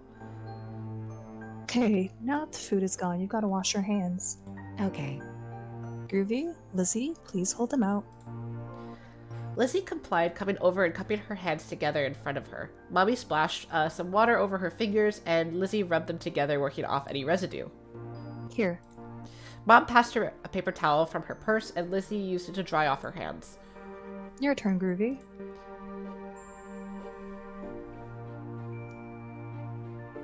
I just washed my... I don't like being sticky. Mm-hmm. Copy Lizzie, you wash your hands, taking care to clean every crevice between your fingers before wiping them dry. Nearby, Cove had taken his own course of action, wiping his hands on his pants and leaving a stain where his fingers had been. Mr. Holden shook his head. Come on. Let's clean that off, pal. He scrubbed at the fabric with a scrunched-up napkin. Dad, it's not that bad. When everyone was cleaned up, or as clean as they could be with the limited facilities, Mom spoke up. Let's go. Let's go make one last check at the coolers and restock on drinks before the fireworks show. No time. We have to get a good spot. Everywhere's gonna be taken. Okay, taken. It's Jeez. gonna be taken. How about I go ahead and to save space again? You can meet up with me in the field after getting the drinks. And I'm going with Cove's dad. I'll find the perfect place. Okay. Just give me 1 second. Yeah, no worries.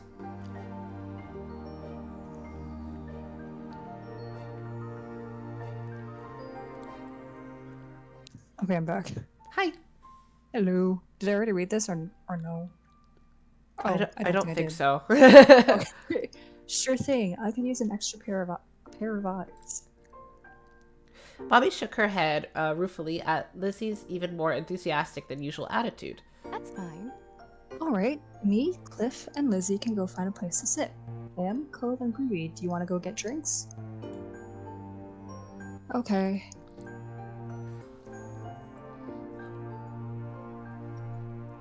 Yeah. Hold on.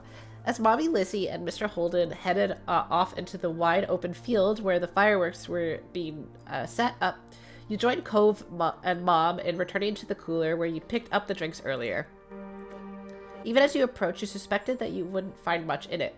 Where it had originally been stocked to the brim, it was now half empty.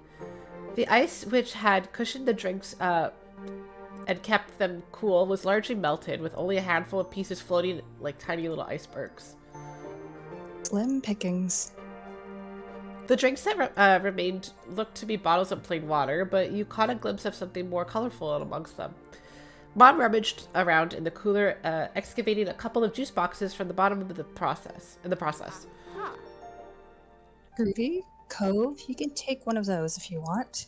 The perks of helping. Yay! Wait, okay, so you took a juice box to share and a water bottle for yourself. Oh, sure. Cove hesitated but decided to take a juice box for himself. When you were each loaded up with your chosen drink plus an extra bottle or two for someone else in the group, Mom's phone started to ring. She juggled the water bottles over into the crook of her arm and looked at the caller. It's Mommy. Hold tight while I get this. How are you? Hey, hun. How's it going? Did you find a perfect spot already? She nodded along to the call, punctuated the uh-huhs as Mommy gave her directions. Catching your eyes, she gestured toward the grassy area. We've got a place. Come on, we better hurry before the show starts.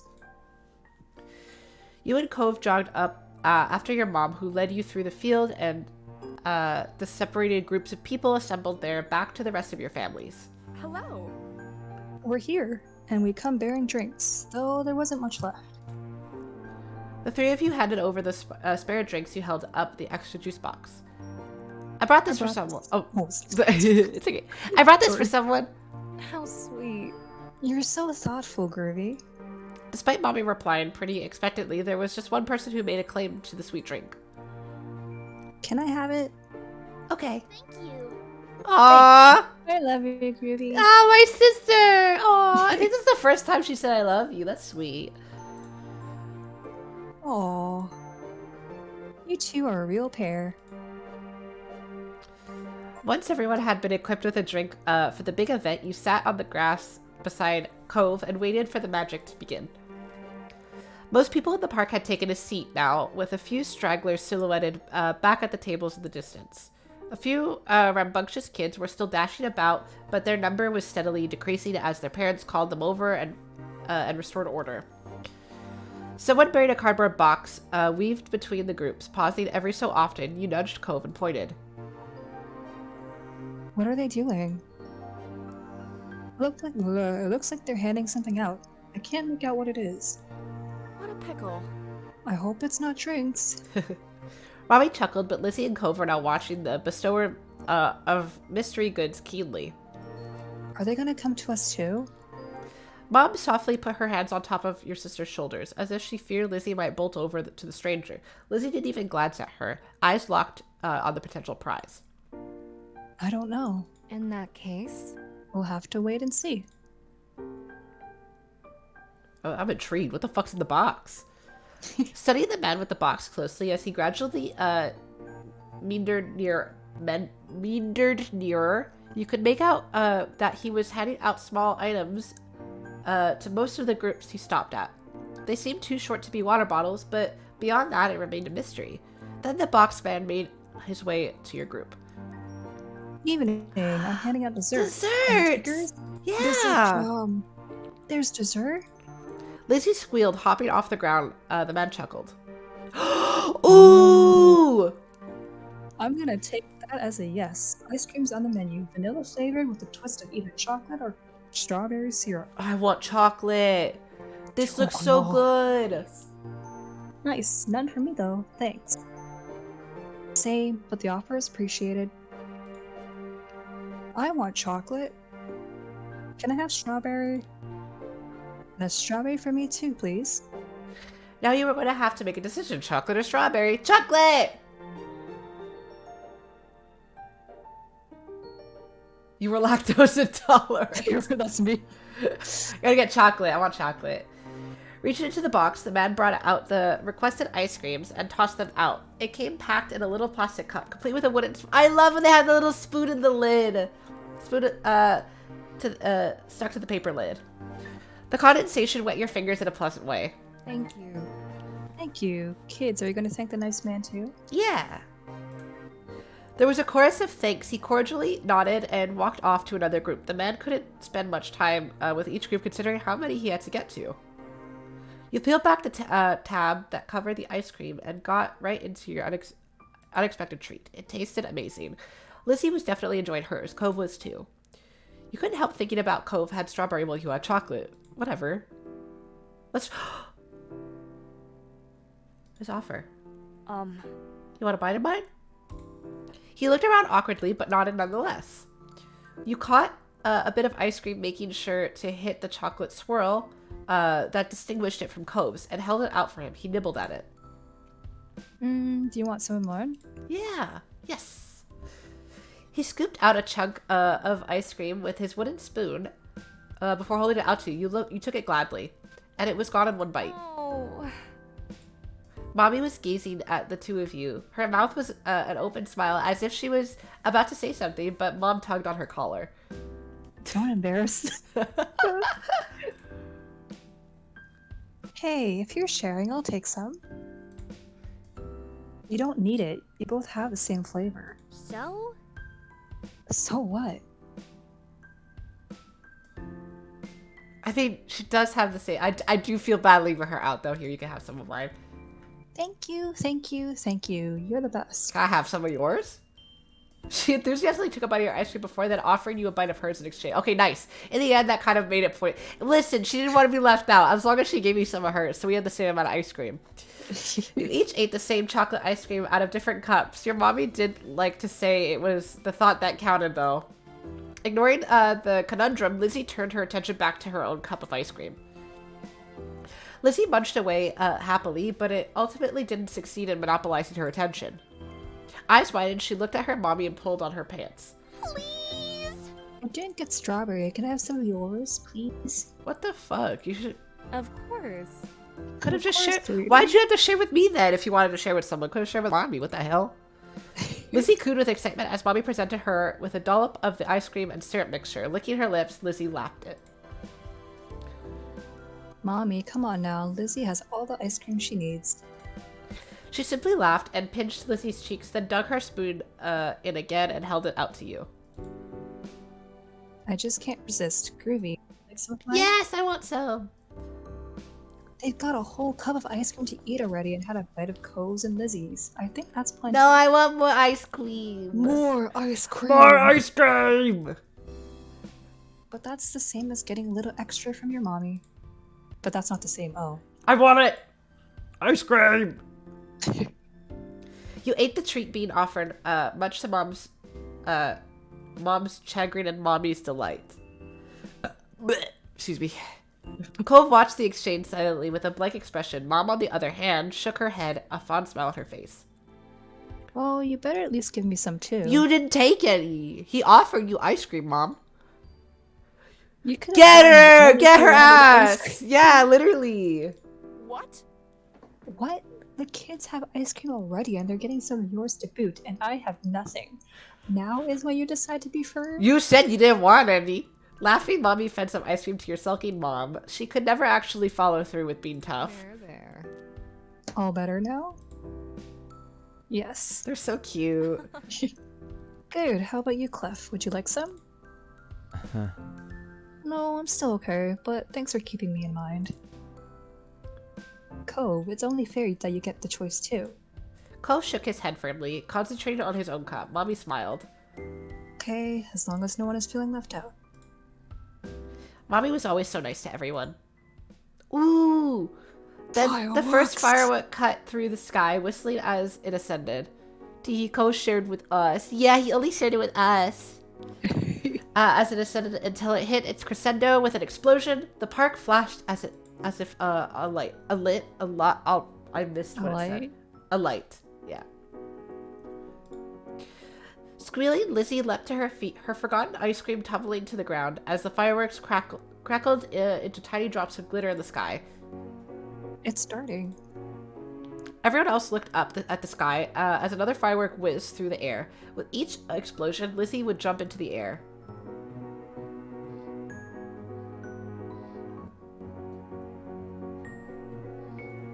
It's possible to tear your eyes from the scene.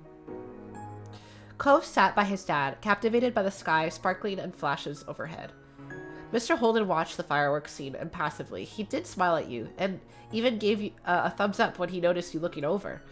Mommy hopped to her feet, pulling Mom with her, pushing her into joining Lizzie and jumping up in tandem with every crack of a firework. Aww. Mommy then bent down to offer you a hand up too.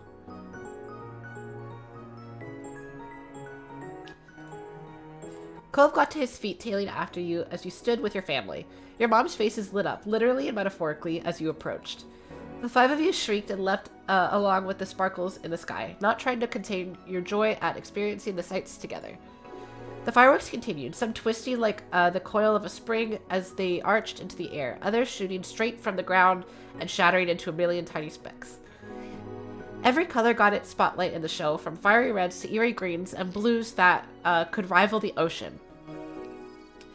The show built up to a grand finale. The boom over the park and filled every inch of the sky. The twinkling lights represented the full spectrum of the rainbow. The exhilaration that had fueled you while the fireworks were going off was sapped dry now that the show had finished. You collapsed into a giggling heap on the ground, suddenly aware of how your legs ached from your exertion. Cove tumbled down with you, his expression gleeful. Mr. Holden watched his son with an expression much happier than the one he'd worn while watching the show. Aww, he's such a good dad. Lizzie gave a final whoop of delight and shared a high five with Mom as Mommy shouted for an encore into the night.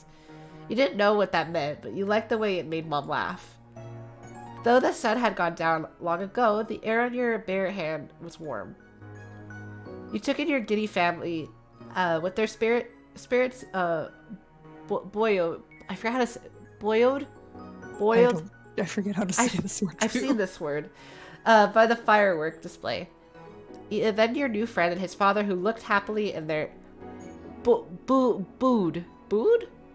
It's a buoy. Yes, buoy. That's the word. Buoyed. I remembered. Who looked happy in their own quieter way and smiled. This had been a pretty special night. Aw, that was so cute. Okay, I think we'll probably have to end there. Yeah, because I don't want to keep you too long. Yeah, that was fun. I'm so excited. I think we might finish this step next time. Yeah, because we only have 3. We did 3 today, right? Yeah, we did 3. Wait, we did each one 1, takes around 2, 30 minutes. 3. Yeah. Yeah, we did 3. 3 last time, 3 this time. We'll definitely we'll finish the step and probably get to the next step, like do a bit of the next step next time.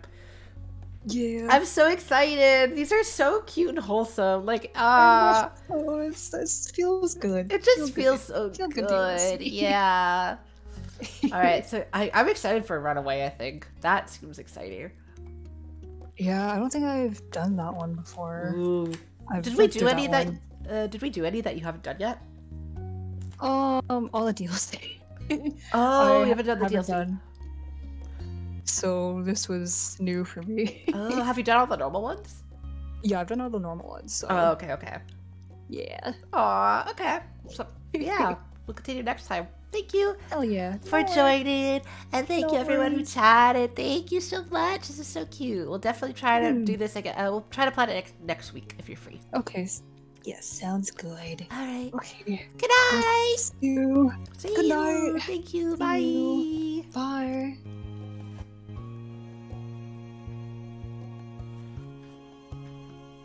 Okay, I'm still here for now. I'm gonna end stream pretty soon. I don't think I have the energy to play anything else.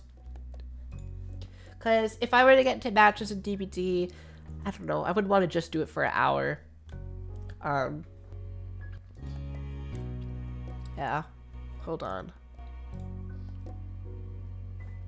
Give me a second.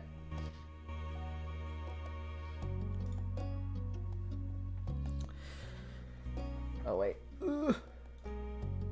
Girl, shut up. I'm getting pop-ups by email. I don't care, email.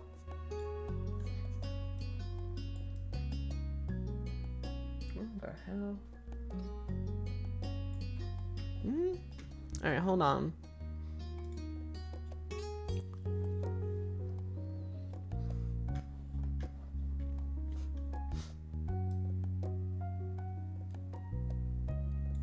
I don't know. Sorry, my volume mixer's being weird.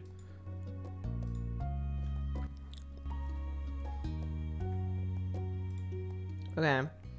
Let's see who's live. We'll read someone. Oh! Hazel's playing Power Wash Simulator. Let's read Hazel. I haven't rated her in a while. It's nice chill, more chill vibes. Power Wash Simulator is so fucking chill. You just chill and chat. It's not a Trojan. I didn't even have a Trojan. It was a fake Trojan pop-up. I knew it was fake, so I kept fucking closing it. Alright, shut up. Okay, I forgot to get the raid messages ready again. So, hold on.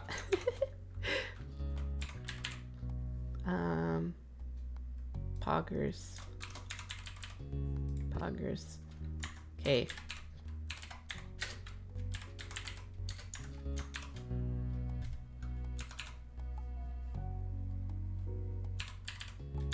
Poogers, not poogers. Poggers. Here, so this is for subs. So we do that for subs.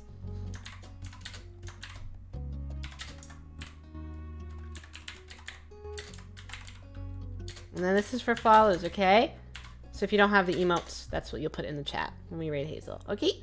Thank you guys so much. I'll see you guys tomorrow with Final Fantasy IX with Vivi. I'm very excited to continue it. I've missed it. So yeah, I hope you guys can join me. And if anyone's in here who's not in the Discord, oh, that's in all caps. I don't know if that'll work. Come join us. Yeah. All right. Thank you again. Goodbye. Bye-bye. Bye.